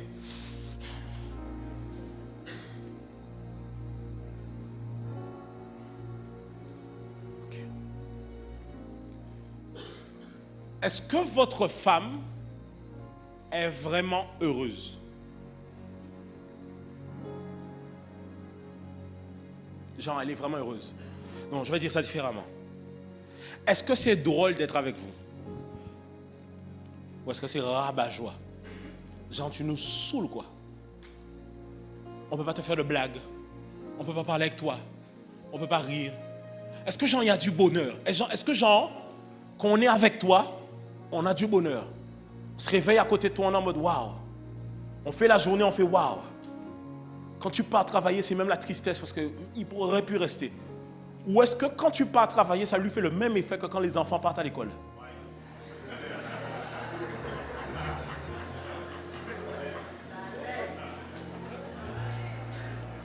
Non, c'est des questions que je pose. Moi, je ne fais que poser des questions. Est-ce que vraiment, au fond de son cœur, votre femme, elle est en mode, je suis tellement heureuse d'être avec lui? Ou ce n'est simplement parce qu'elle a un tellement grand estime d'elle-même et tellement un manque d'amour qu'elle s'accroche à l'amour qu'elle a pour vous, mais qu'en réalité, au fond, elle souffre. Des fois, on ne se rend pas compte. Mais nous, les hommes, c'est pas drôle d'être avec nous. On est fatigant. C'est pas drôle. On ne fait pas le bonheur. On vit le bonheur les premiers mois, même avant le mariage. On voyage, on fait des trucs, on chill, machin. On est drôle, hein? On fait des poèmes, on est drôle, on taquine. Et puis quand on rentre dans le mariage, on devient... En fait, on aurait dit qu'on a un mode de la mauvaise image qu'on a de nos pères. On active ça dans notre tête, tuc, et on devient maintenant les darons dans la maison. On marche comme ça. Ou à vrai poisson, chaque là, pas de fuite assez. C'est quoi ça? C'est ça. Vous savez pourquoi je vous dis ça? Parce que n'oubliez pas, quand un homme veut chercher Dieu, il y a un prix qu'il doit payer. Mais quand une femme cherche Dieu, là où elle est, c'est comme si Dieu la trouve. Vrai, Dieu entend les cris d'une femme.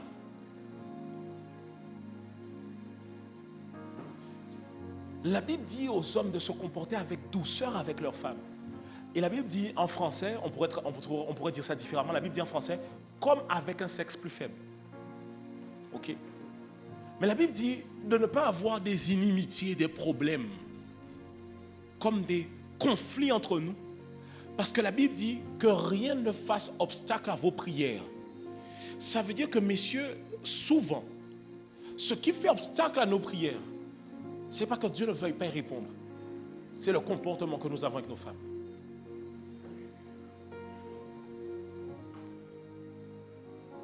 J'ai l'impression que Dieu a mis dans la femme des choses pour énerver l'homme. Non, c'est vrai. Attendez, comme ça, on va comprendre, hein?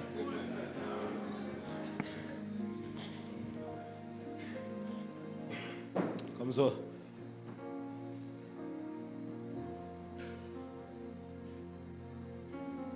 Mais je vais vous expliquer pourquoi, vous allez voir.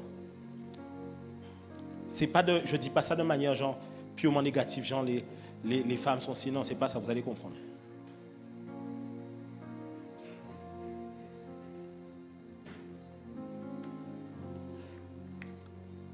Colossiens 3,19.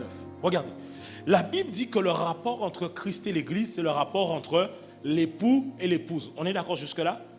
N'avez-vous pas observé que plusieurs fois Jésus faisait la remarque que le cœur des disciples était endurci? Ça veut dire que Jésus des fois demandait des choses et les disciples n'arrivaient pas à comprendre, n'arrivaient pas à rentrer dans l'entendement de ce que Jésus demandait. Ce qui veut dire que des fois, il y avait comme une espèce de dissonance entre Jésus et les disciples. Mais en réalité, ce n'était que le signe de l'expression de ce que Dieu voulait faire lui-même au travers de nous. Pourquoi? Parce que le meilleur moyen que Dieu a trouvé de nous travailler, c'est dans le mariage. Parce que pourquoi? Pour que nous, on puisse comprendre l'amour de Dieu pour nous, il faut qu'on arrive à aimer nos femmes inconditionnellement. Donc Dieu a fait en sorte que la femme ait une logique différente de l'homme et l'homme une logique différente de la femme, mais de manière à réussir à s'aimer, même quand on ne voit pas les choses de la même manière. Ouais. Regardez, il dit quoi? Quand la Bible dit quelque chose comme ça, genre ne vous aigrissez pas contre elle, c'est que la Bible dit qu'il y a une habitude à s'énerver. Ça veut dire que ta femme a en elle toutes les composantes pour t'aiguiser comme il faut. Oh yes. La Bible dit tout comme le fer aiguise le fer, l'homme s'aiguise. Ça veut dire qu'au contact de ta femme, le Seigneur te travaille. Tu pensais que tu étais un gars bien jusqu'à ce que tu te maries. Et ta femme devient le miroir qui reflète tes imperfections à toi. Parce que tu pensais que tu étais calme jusqu'au jour où elle te montre qu'il y a un niveau que tu n'as jamais atteint.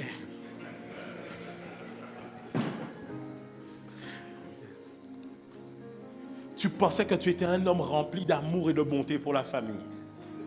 Elle te démontre ça dans le mariage, que regarde. Et je disais ça à mes filles, je lui dis, écoute, le mariage, vraiment, les femmes sont nos miroirs. Et si tu prends beaucoup de recul, à chaque fois que ta femme t'énervera, tu iras regarder chez toi-même. Et certes, elle aura des choses à améliorer, mais Dieu te parlera des choses que toi, tu dois améliorer dans cette situation. C'est pour ça que je vous dis, c'est difficile d'être un homme. Hein? Parce que nous, les hommes, dans une situation donnée, on sait faire retirer les émotions, voir la logique et traiter la logique. Là où une femme, elle fait le package ensemble. Donc ça nous demande en tant qu'homme de quitter, nous, ce qu'on ressent pour ressentir ce qu'elles ressentent, les amener ensuite dans notre logique sans jamais les juger parce qu'elles ressentaient ça avant. Oui. Mais je bénis Dieu que Dieu ait fait ça ainsi. Oui, parce qu'en fait, sincèrement, qu'on se le dise vrai, sans les femmes, soyons vrais, il n'y aurait pas le bonheur que l'on vit aujourd'hui. C'est ça qu'on oublie des fois. N'oubliez pas que dans le livre de Genèse, le mandat là, soyez féconds, multipliez. Il est impossible à accomplir si les femmes ne sont pas présentes. Il n'y a aucune beauté à la vie si les femmes ne sont pas présentes. Quand je dis ça, j'ouvre cette parenthèse-là parce que les hommes voient de quoi je parle. Quand tu peux dire que des fois ma femme m'énerve. Mais en fait, des fois, en plus, ce qu'elle fait n'est pas répréhensible. C'est plus toi dans ta logique. Si elle parle de ça avec une autre femme la trouvera logique. Je dis, mais il n'est pas bien ton gars.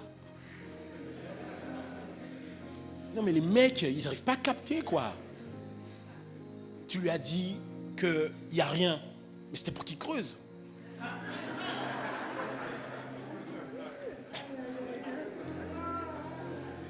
Mais je comprends pas comment. C'est logique, quoi. Si tu lui dis il n'y a rien avec le ton, avec l'émotion que tu mets, c'est sûr qu'il n'y a rien. Là où nous, les frangins, on se dit, il n'y a rien. Non, il y a quelque chose, mon gars. Il y a quelque chose. Il y a quelque chose. On est ensemble. Et mon dernier point. Et c'est là où je veux clôturer. Tu es un grand-père. Oh yes. Et c'est ça la partie intéressante. J'ai dit au début de mon message que les fils doivent observer. Et ils doivent voir quelles sont les choses que leurs pères ont ratées pour mieux faire par la suite. Sans jugement. Et être un grand-père, c'est quelque chose de particulier. Parce qu'un grand-père, c'est comme une bibliothèque dans une ville. On y va tous quand on cherche des informations sur une histoire ou une solution sur ce que l'on vit. Par exemple, quand il y a un cas au tribunal, on va voir des fois s'il n'y a pas déjà eu jurisprudence. Ça ne s'est pas déjà passé auparavant. C'est qu'on va réfléchir aux histoires, aux témoignages, aux choses qui ont existé.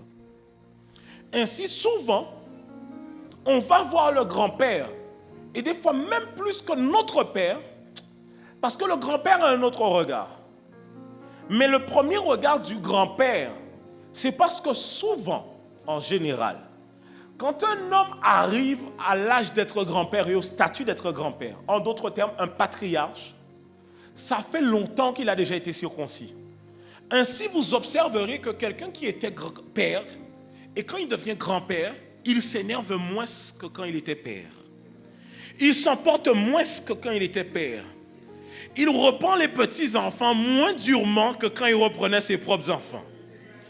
Tu as l'impression qu'il a une espèce de détachement de la vie. Mais oui, parce que quand on est proche de la naissance et proche du départ, notre perspective de la vie change et on sait qu'est-ce qui est important. Ainsi, lorsque tu vas voir un grand-père ou une grand-mère et lui parler de ta situation, tu auras l'impression qu'elle néglige ta situation. En mode comme si, mais ma chérie, qu'est-ce que tu me racontes là? En mode, mais en fait, elle a envie de te dire, il y a des choses que tu n'as pas encore compris, vis encore, tu vas vivre encore. En fait, être un grand-père, c'est comme si tu es positionné comme un arbre centenaire et que l'on vient des fois sous les branches de l'arbre pour venir chercher un peu de sagesse. Et on a besoin des grands-pères parce que, rappelez-vous, dans le livre de Jean, il dit, jeunes gens, vous avez vaincu le malin, petits enfants, vos péchés sont pardonnés. Et il dit ensuite, Père, parce que vous connaissez celui qui a été dès le commencement. C'est que les pères sont là pour le fondement, les anciens, même les anciens dans l'église. Quand je parle des anciens, je ne parle pas de la fonction d'être un ancien, mais ceux qui sont chrétiens depuis longtemps, ils ont vu des fois les querelles entre les hommes de Dieu, les querelles entre les églises. Ils ont un autre regard. C'est pour ça souvent que vous allez voir, par exemple, nous, Renaissance, les gens qui nous ont le plus soutenus, c'est les papis et les mamies en Christ. C'est eux qui nous ont le plus soutenus. Hein. Les mamies et les papis en Christ, ils n'en ont rien à faire de prendre notre défense dans notre église. Là, on dit d'autres choses de nous. Tu sais pourquoi? En fait, ça fait 20 ans, 30 ans, 40 ans qu'ils sont là-dedans. Ils ont déjà vu que des fois, les critiques, là, ça mène à rien. Et ils savent reconnaître quand quelque chose vient de Dieu avec le temps. Parce qu'ils ont vu des choses naître et ils ont vu des choses mourir aussi. Donc, ils savent reconnaître. Je vous dis, les mamies, elles sont avec moi. Les mamies, quand elles sont dans des églises, tu sais, les églises très comme ça, là, et qu'elles voient un jeune qui commence à abandonner, elles l'attrapent. À Renaissance. Non, je vous dis, les mamies là, elles sont avec moi. Beaucoup de mamies dans beaucoup d'églises, elles sont avec moi en cachette. Elles sont avec moi. Ce sont mes intercesseuses. Elles m'écrivent en privé. Elles me disent, Pasteur, tu es malade ou pas là? Pasteur. Oh yes. Que Dieu bénisse les mamies. Oui. Dieu bénisse les mamies. Oui.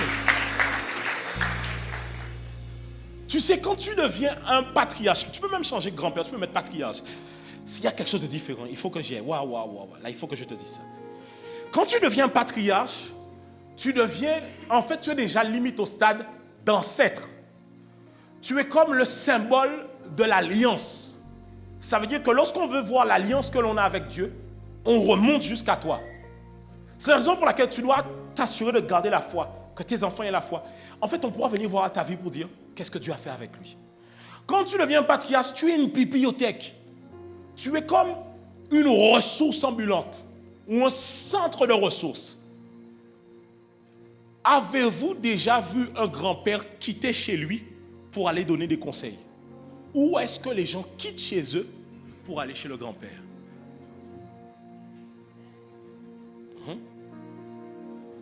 Tout, on quitte et on va. On pose des questions. Même dans les trucs culinaires, mamie, comment tu fais telle recette? Parce que mamie a une recette différente. Tu ne sais pas pourquoi. Mais mamie, quand mettre main en diffé, la main va brûler. Tu as envie de comprendre, est-ce qu'il y a une technique de chakra secrète que tu ne connais pas? Mamie, quand mettre main en diffé là, et mamie l'a toujours. Mamie a toujours une dernière petite herbe que personne n'a. Tu bois la tisane ou nef. Je ne sais pas si c'est, comment on dit ça, placebo, mais mamie, on l'a placé bisme alors. Et je vais vous lire une histoire. Quand j'ai lu cette histoire-là, je me suis dit, waouh, voilà la beauté d'un grand-père et d'un patriarche. Quelqu'un qui toute sa vie a lutté pour devenir ce qu'il devait être. Ce n'est qu'au soir de sa vie qu'il est finalement devenu celui que Dieu attendait qu'il soit. En fait, il y avait une raison pour laquelle il devait être là. Genèse chapitre 48, versets 8 à 22. La Bible nous dit ceci. Genèse 48, je te le dis, Genèse 48, versets 8 à 22. C'est le dernier verset. Genèse 48, versets 8 à 22. Il dit, Israël regarda les fils de Joseph. Alors remettons-nous dans le contexte. Ici, on parle des fils de qui? Ok. Joseph a été arraché de sa famille parce que ses frères ont simulé sa mort, mais l'ont vendu aux Ismaélites. Quand il a été vendu aux Ismaélites, vous connaissez son histoire, il était chez Potiphar. La femme de Potiphar lui faisait des avances, il a refusé, elle l'a accusé d'agression. Joseph a été mis en prison. En prison, il a interprété le songe d'un panetier et d'un échanson, quelqu'un qui a le panier de pain, quelqu'un qui tient le vin. En interprétant les songes, la révélation devait qu'il devait mourir, l'autre devait être libéré. Celui qui a été libéré était auprès de Pharaon et Pharaon avait un songe. Et Pharaon n'arrivait pas à décrypter ce songe. Il s'est rappelé de Joseph qui était en prison. Et Joseph a donné l'interprétation du songe. Joseph, par la suite, on lui a donné la primature. Il est devenu premier ministre en Égypte pour la gestion de la famille qui devait venir parce qu'il a reçu la révélation. Que Dieu fasse de vous des Joseph dans votre génération. Mais Joseph s'est marié avec la femme, avec la fille de Pharaon. Sauf que, alors déjà, ça nous explique ici que donc Joseph, ses enfants sont africains. Ah oui. Je mets cette parenthèse-là pour que vous puissiez comprendre après par la suite. J'ai dit, j'ouvre des parenthèses, je les referme après. Donc Joseph, ses deux enfants, il amène ses fils sont donc africains. Ok.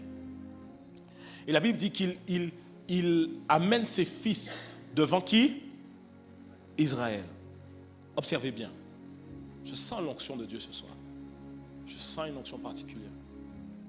Il amène ses fils pas devant Jacob, mais devant Israël. Quand on parle de ce personnage-là, c'est le fils d'Isaac, et qu'on dit Jacob, on fait appel à son humanité.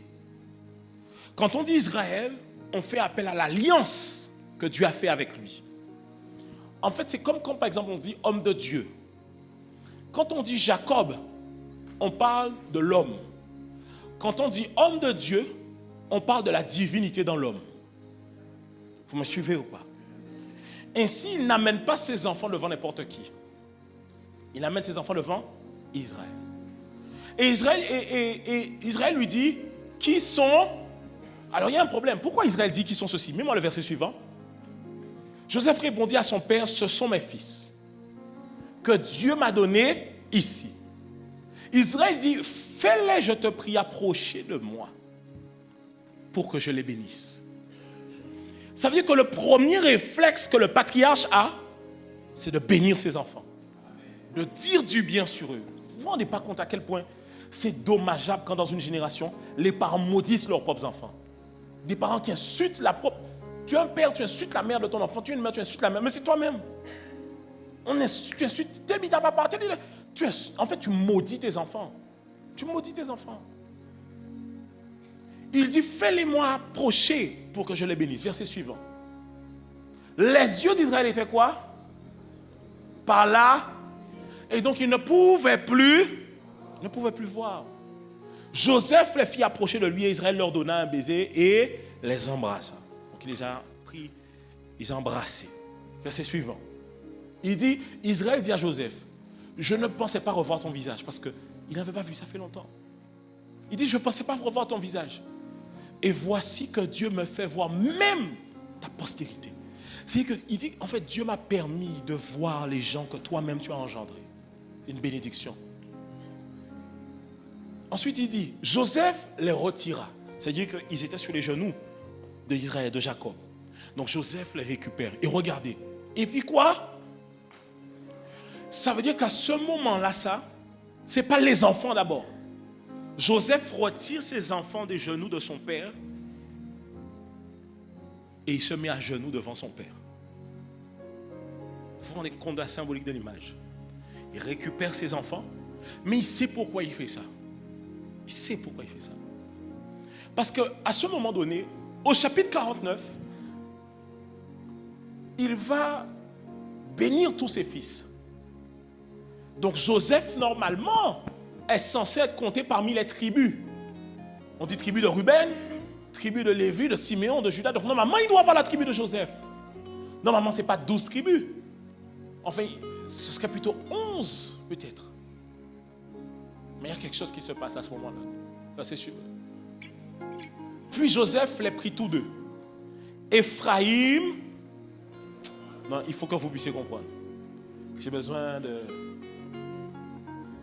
2 personnes. Une dernière personne. Mettez-vous en face de moi. Ok. Mets-toi derrière eux. Écarte-toi. Ok. Donc, il dit, Joseph les prit tous deux, Ephraïm de sa main droite. Donc, Joseph avait Ephraïm à sa main droite, à la gauche de Israël. Donc moi, je symbolise Israël et il symbolise Joseph. Et donc, Ephraïm est à la main. Mais en fait, il est à la gauche. Et ensuite, il dit quoi? Lisez la suite. Et Manassé où? Et à la droite de... Ça veut dire que là, on a Manassé et on a... Est-ce qu'on est ensemble jusque-là? Ensuite, il dit, et il les fit approcher de lui. Il étendit sa main droite et la posa sur la tête. Ok. Donc, il met sa main là. Ensuite, il fait quoi? Il met sa main, il dit quoi? Qui était le plus jeune? Et il posa sa main gauche sur la tête de... Qui était quoi? Il dit quoi? Sur la tête de Manassé, ce fut avec... Qui posa ses mains, car Manassé était le... Mais il y a un problème. Si lui c'est le plus jeune, et lui c'est l'aîné, ma main droite doit être ici, et ma main gauche doit être ici.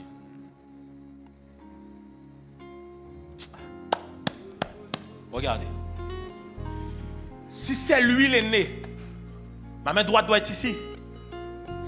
Si c'est lui le plus jeune, ma main gauche doit être ici. Donc, comme... Bon. Parce qu'il y a une information que vous oubliez. Il y a une information que vous oubliez. C'est qui place les enfants? C'est Joseph. Maintenant, rappelez-vous une autre information. Est-ce que Israël voit?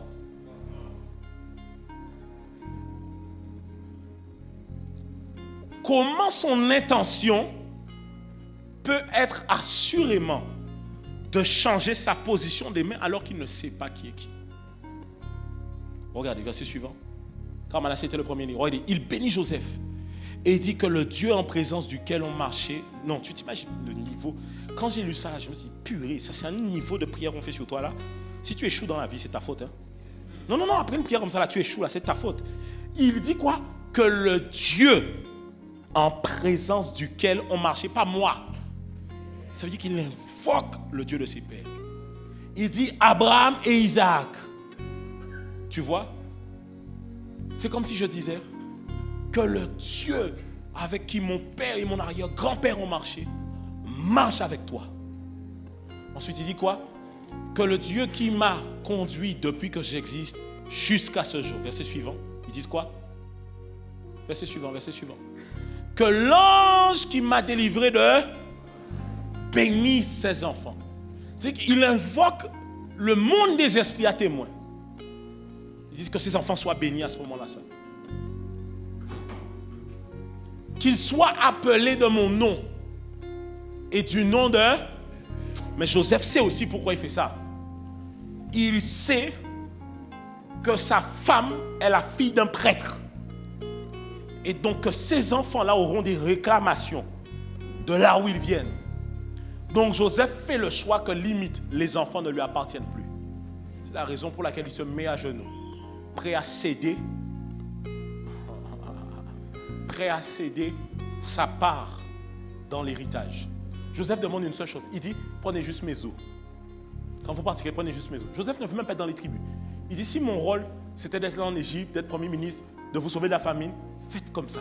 Il dit, quand vous partirez, et la Bible explique ça quand il quitte l'Égypte, il dit, prenez juste mes os. Bon, Joseph, si tu as été avec la fille d'un prêtre et que tu dis qu'il ne faut pas laisser tes os là-bas, c'est qu'il y a des trucs qu'on faisait avec les os des gens. Ok. Non, tu sais, écoutez, ne blaguez pas avec l'Égypte. On parle de gens, Pharaon était considéré comme Dieu sur terre. À l'époque, là, les gens n'avaient pas de... Les gens de notre époque pensent qu'ils ne sont pas dans l'obscurantisme parce qu'ils fuient les choses spirituelles, mais ils ne se rendent pas compte que nous sommes plus voilés qu'il y a 2000 ans. Parce qu'on croit que ce genre de choses-là n'existe pas. Et regardez, il dit qu'ils soient appelés de mon nom et du nom de mes pères, Abraham et Isaac, qu'ils multiplient en abondance. Waouh! Regarde, verset suivant. Joseph vit quoi? Que quoi? Il saisit la main de... Pourquoi? Et... C'est-à-dire que Joseph dit, il y a un problème, c'est pas ça, il faut bien faire le truc bien.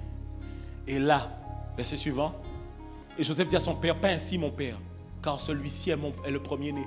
Pose ta main droite sur sa tête. Regardez la réponse d'Israël. Vas-y. Son père et dit, comment tu sais? Comment tu sais? Si Joseph même part du principe de te dire, c'est qu'il estime que tu n'es pas au courant. Mais comment toi qui ne vois plus, tu sais? Il dit, je le sais, lui aussi deviendra un peuple, lui aussi sera grand. Mais quoi?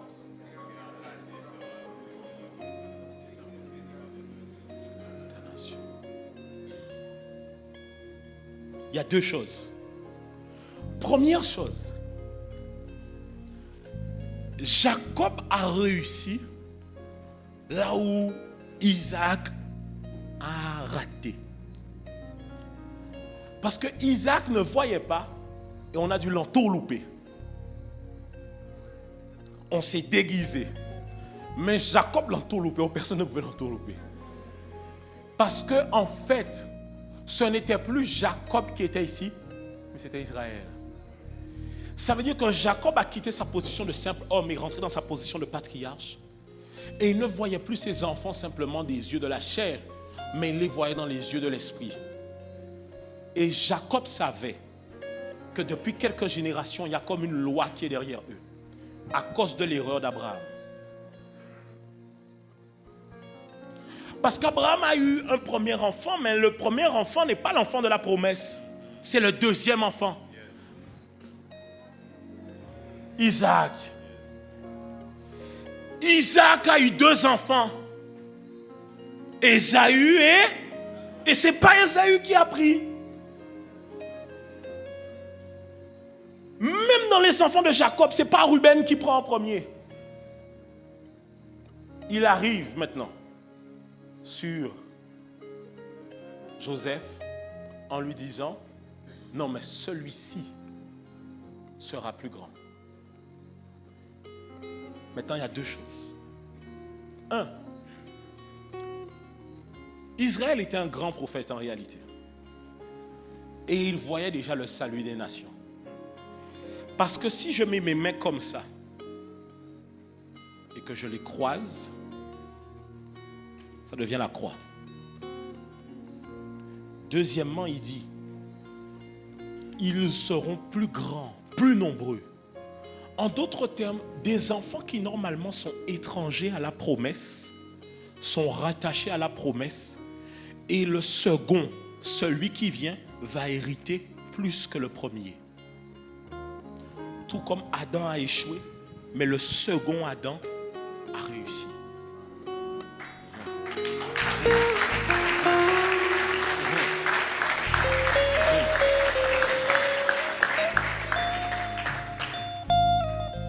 Donc voici un homme qui est... Non, quand tu vois un gars comme ça, si tu arrives à remettre en perspective Jacob,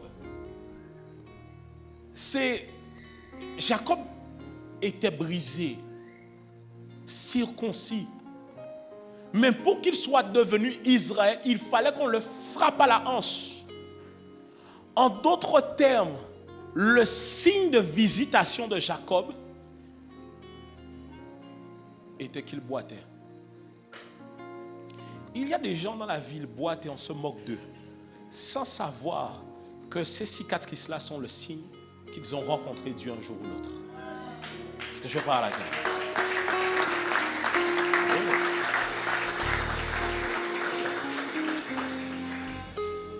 Ça veut dire que... Non. Le gars arrive et quand vous vous rendez compte, regardez bien. Quand on avance le verset, vous allez voir. C'est comme si Ephraïm et Manassé. Regardez. Vous connaissez le verset qui dit les premiers seront les derniers. En d'autres termes, entre les deux, c'est le plus petit qui est béni d'abord. Mais en fait, moi je pense que la délimitation du chapitre n'a pas... je pense que les gars, quand ils se sont assis, ils auraient pu faire le chapitre 49 commencer plus tôt. En fait, ils font le chapitre 49 commencer plus bas parce que là, ensuite, ils commencent à bénir Ruben, tous les autres enfants qui suivent. Mais alors que quand... Bon, lisons. Regardez. Et sa postérité deviendra quoi? Il n'a pas dit sa postérité deviendra une grande nation.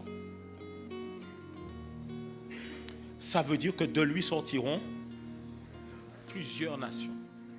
Verset suivant. Il est béni ce jour-là et dit, c'est par toi qu'Israël bénira en disant quoi?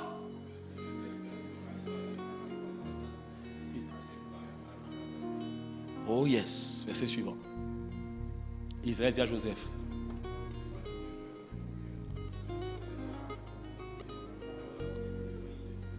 verset suivant, je te donne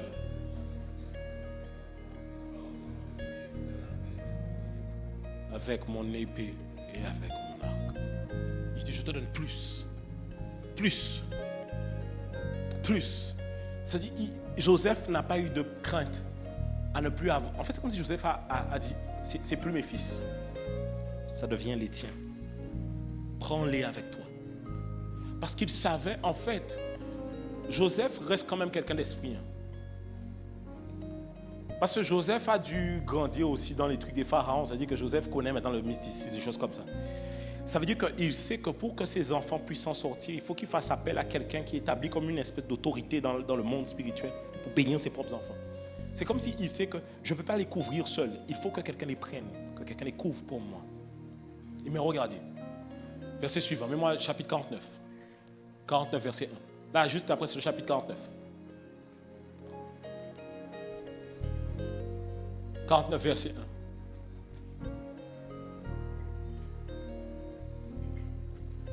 Juste après ça, Jacob appela ses fils et dit, assemblez-vous et je vous annoncerai ce qui vous arrivera dans la suite des temps. Hein? Rassemblez-vous, écoutez, fils de Jacob, écoutez.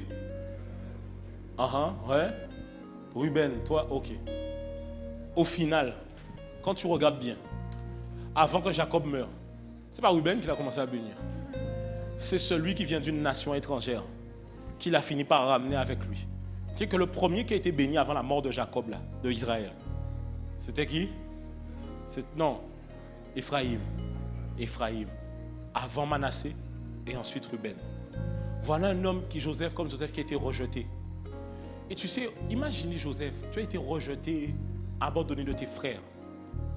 Tu as été un bon fils, mais on t'a aimé, on t'a haï parce que tu étais un bon fils. On t'a haï pour avoir été un frère. Tu arrives, tu es devenu comme un père dans la nation. C'est toi qui fais du bien encore aux autres.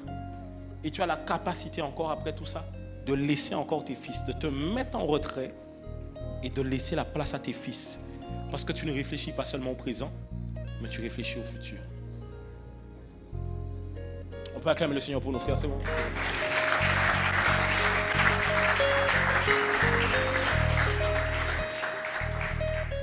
Ça veut dire que Israël était... Non, j'aime la Bible. La Bible dit, le gars ne voit plus. Mais, comment tu vois plus instinctivement, tu mets ta main là, tu mets ta main là. Il dit, je le sais, que c'est lui le plus petit, mais il sera plus grand. Il y aura plus de choses. Ça veut dire que, tu sais, le vieillard, listen, il n'a plus sa forme physique. Il n'a plus l'étirement de son corps comme dans la jeunesse. Mais il a dans sa bouche ce qu'il te faut pour réussir. Tu auras beau être celui qui change la couche du vieillard. Tu n'as pas ce qu'il y a dans sa bouche. Oh yes. Et Jacob connaissait. Regardez, quand on amène les enfants, Jacob dit, amène-les-moi pour que je fasse quoi? Parce que Jacob sait quel est le prix d'une bénédiction.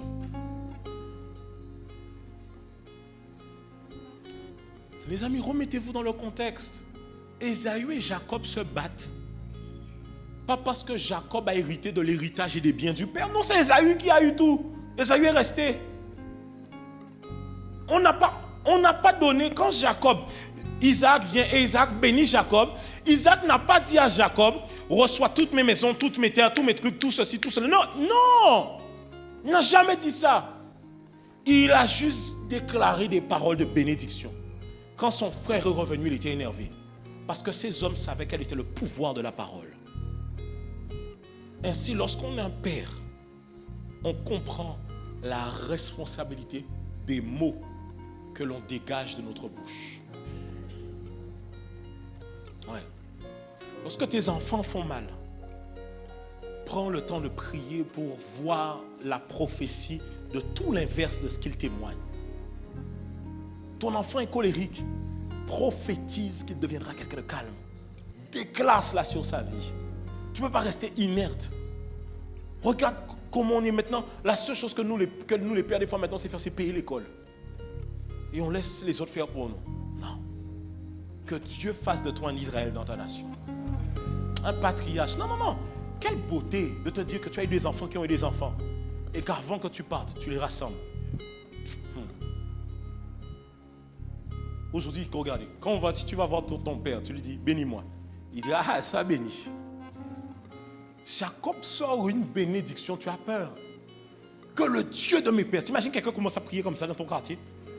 Que le Dieu de mes pères qui a été dans cette maison et qui a eu telle terre, te bénisse, te rende prospère ici, te donne tout ce qu'il y a ici. Comme il a marché, il le dégage sur toi. Le ciel entend le son de cette voix-là, ça. Le ciel entend le son de cette voix-là, ça.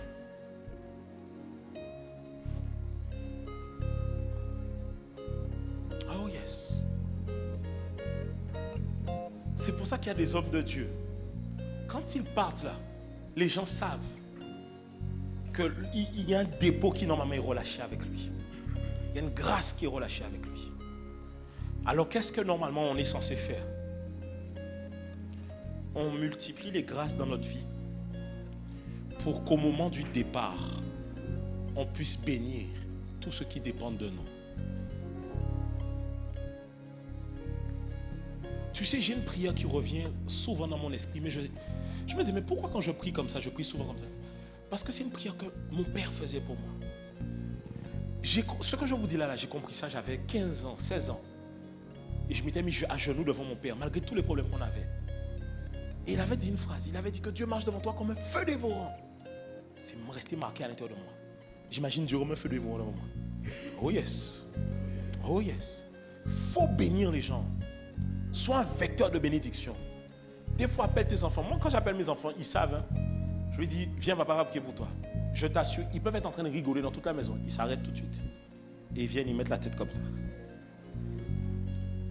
Des fois, je dis, lève les mains. Je dis, faites service de sécurité. Et je déclare. Je dis, tu es béni. Tu es ceci. Tu es cela. Tous les gens qui t'approcheront, tous les gens qui voudront mettre la main sur toi, ils tomberont. Là, pas des affaires, oui, Dieu est amour. Non, non, non, non, non. Le lion de la tribu de Juda, Chiktaïmoun. Oui, c'est ça, c'est ça, c'est ça même. C'est ça même. Pas des affaires à l'agneau de Dieu. Non, non, non, non. L'agneau de Dieu, j'ai mort il y a 2000 ans. Là, c'est Chiktaïmoun. Oui, oui, oui, oui. Parce que tous ceux qui avaient des plans de malheur contre toi, qu'un ange vienne, selon qu'il est écrit dans ta parole, que tu enverras un ange pour gifler et briser les dents des méchants. Oui, oui, oui, la Bible dit ça. Oui, oui, Seigneur, oui. Que même quelqu'un même qui pensait, c'est-à-dire que la personne est là, elle pense mal sur mon enfant. Il faut qu'au moment où elle pense, non, et c'est le genre de prière que je fais. Si tu m'entends prier, tu auras peur de moi. C'est que je prie de manière, je prie jamais comme ça. Je prie comme ça quand là, j'appelle le Dieu de mon alliance, vraiment. Je dis, Seigneur, là, en partant à rien. C'est limite, je suis pas à dire à Dieu. Si ce n'est pas ça, en pardon encore. Oui, oui, oui. C'est ce genre de prière là, ça où tu dis, non, là, c'est notre alliance qui est en jeu, là. Je dis à Dieu, non, fais ça. Et tu sais, c'est comme ça que tu dors mieux. Tu sais pourquoi? Parce que tu n'es pas tout le temps avec tes enfants. Tu n'es pas tout le temps avec ta femme. Mais si tu relâches le Dieu qui marche avec toi, les anges qui marchent avec toi, pas en disant, oui, les anges, allez, non, c'est pas ça. Mais de manière logique. Si l'alliance qui est avec toi est en faveur de l'alliance, en faveur de la vie de ceux qui sont avec toi, les anges iront aussi. En fait, tu dois comprendre qu'en tant que père, tu es une couverture. Tu es une couverture. Tu es la couverture de ton épouse et tu es la couverture de ton enfant, de tes enfants. Tu es leur couverture, tu les gardes. Que personne ne touche. Yes. Je prie que ce soit ton partage. Je veux que tu entendes bien le son de ma voix sur ce que je vais dire qui va suivre. Le but n'est pas seulement d'engendrer des fils. Le but, c'est d'engendrer des fils qui vont engendrer des fils. Et qui, à leur tour, vont engendrer des fils. Guys, imaginez, dans votre famille, il devrait y avoir des serviteurs de Dieu depuis longtemps. Mais que vous venez changer le paradigme à partir d'aujourd'hui. Vous imaginez dans 4 générations que les gens prêchent encore l'évangile dans votre famille. Quel héritage! Nous, des fois, quand on veut voir des miracles, on doit aller chercher Dieu pendant combien de jours pour que la puissance tombe? Il y a des gens, simplement parce que leurs pères ont vécu des miracles, ils disent à Dieu, Dieu, mon père, viens et agis. Nous, on est obligé d'aller chercher Dieu comme si c'est un nouveau Dieu. Comme s'il n'a rien fait dans le passé. Mais quand tu as fait, tes enfants peuvent aller dans le souvenir, chercher ce que tu as fait. Quand la tentation arrive, ne pense pas seulement à toi. Pense à tes enfants. La Bible dit que Lévi a payé la dîme quand il était dans le sein d'Abraham, quand Abraham a donné à Melchisédek. Ça veut dire qu'il y a des actions, quand tu les poses, ce n'est pas toi qui les poses seulement, c'est tes enfants qui les posent aussi avec toi. Pense à eux. Pense à tes enfants.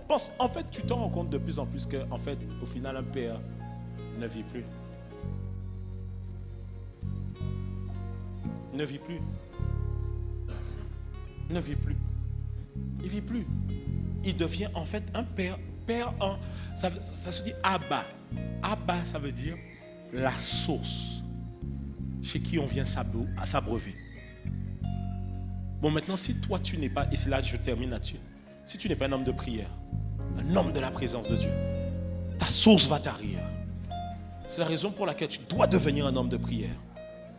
Des fois, tu es à la maison et tu sens que tu as envie de commencer à prier. Va prier. Va chercher Dieu. Des fois, tu sais la raison pour laquelle des fois ton caractère dérape souvent. Tu parles mal aux gens dans ta famille. C'est parce que tu ne pries pas beaucoup. Ça fait tellement longtemps que tu ne pries pas beaucoup. Tu es devenu charnel. Va prier. Cherche Dieu. Deviens un homme de prière. Deviens un homme spirituel qui a la capacité d'aller crier à Dieu pour sa famille. Se tenir à la brèche. Oui. Si tu as besoin de pleurer, va pleurer dans la présence de Dieu. Tu veux t'énerver, va t'énerver dans la présence de Dieu. C'est toi le sacrificateur, c'est toi avec toi qu'on deal dans l'alliance. C'est toi qui portes la marque dans ta chair de la circoncision, c'est toi. Pourquoi tu attends que ce soit ta femme et tes enfants? C'est toi d'abord. Toi d'abord.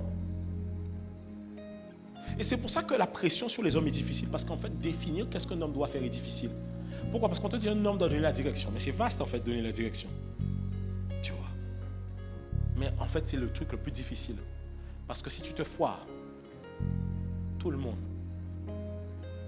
Si tu fais le mauvais choix du pays, tu risques de faire le mauvais choix de l'école. Si c'est le mauvais choix de l'école, tes enfants vont vivre des choses à l'école qu'ils n'étaient pas censés vivre parce que tu as mal choisi au départ. Que Dieu te donne la vision dans le nom de Jésus. Je vais faire une prière très simple ce soir parce que je voulais réellement enseigner. Le Seigneur m'a mis à cœur de vous partager ces choses. Vous pouvez rester assis, vous pouvez rester assis. Je vais faire une prière très simple. Et ma prière simplement. Il y a une promesse que Dieu m'a faite il y a plusieurs années de cela. Et je l'ai vu s'accomplir très rapidement. Mais dans les détails de cette promesse, il y a un aspect. C'est de faire en peu de temps ce que les autres ont fait en beaucoup de temps. À l'heure où tu es au niveau de ta vie, tu n'es pas à un stade où tu dois prendre du temps comme les autres. Il y a du retard à rattraper. Alors ma simple prière pour toi ce soir, à toi qui es ici présent, peu importe ton âge, je prie dans le nom de Jésus qu'une onction particulière soit répandue ce soir sur ta vie. Une onction pour être un fils, une onction pour être un frère, une onction pour être un bon mari, un père, mais aussi un patriarche dans le nom de Jésus. Je déclare en cette saison même que toute oppression, tout ce qui t'empêchait d'avoir le repos, qui mettait l'anxiété, l'angoisse et le poids d'être un homme, puisse être chassé dans le nom de Jésus et que le repos te soit accordé dans le nom de Jésus. Que tu te reposes sur le Saint-Esprit et qu'avec la grâce du Saint-Esprit, tu puisses accomplir rapidement ce que d'autres ont pris du temps à faire. Ma prière, c'est que tu sois un homme responsable là où tu dois être dans le nom de Jésus. Le Seigneur compte sur toi. Il dit, qui enverrai-je? Il peut envoyer des prédicateurs aller gagner les âmes, mais il n'enverra pas un prédicateur pour ta famille quand toi tu es présent. Alors que le Seigneur t'envoie pour ta nation, pour ta famille, pour les membres de ta famille, pour ton quartier dans le nom de Jésus. Que les gens puissent venir chercher en toi la sagesse. Je prie spécialement pour certains hommes, pour une sagesse particulière. Même certains qui sont assez jeunes, le Seigneur va déposer une sagesse particulière où les gens vont venir vous consulter pour des problèmes et des situations qu'ils vivent. Vous allez vous demander, mais pourquoi c'est moi qu'on vient voir? Que Dieu augmente cette sagesse ce soir dans le nom de Jésus. Écoutez, il y a comme une huile fraîche qui est relâchée ce soir. Il y a un avant et un après. En sortant de ces 3 jours, la main de Dieu va t'accompagner. C'est comme si, même à l'intérieur de toi, il y a quelque chose qui va changer. Parce qu'il dit que tu es dépouillé de ce qui était de l'enfant. Même spirituellement, il parle. Et tu passes à la stature d'homme fait dans le nom de Jésus. Qu'il fasse de toi un père dans ton environnement, un père dans ta génération dans le nom de Jésus. Et que tout ce qui était mort dans ta famille, tout projet, toute ambition, tout rêve, puisse ressusciter au travers de toi dans le nom de Jésus. Je déclare dans le nom de Jésus que tout ce qui était mort puisse ressusciter dans le nom de Jésus. Ateleketelebos. La rebeketelebos.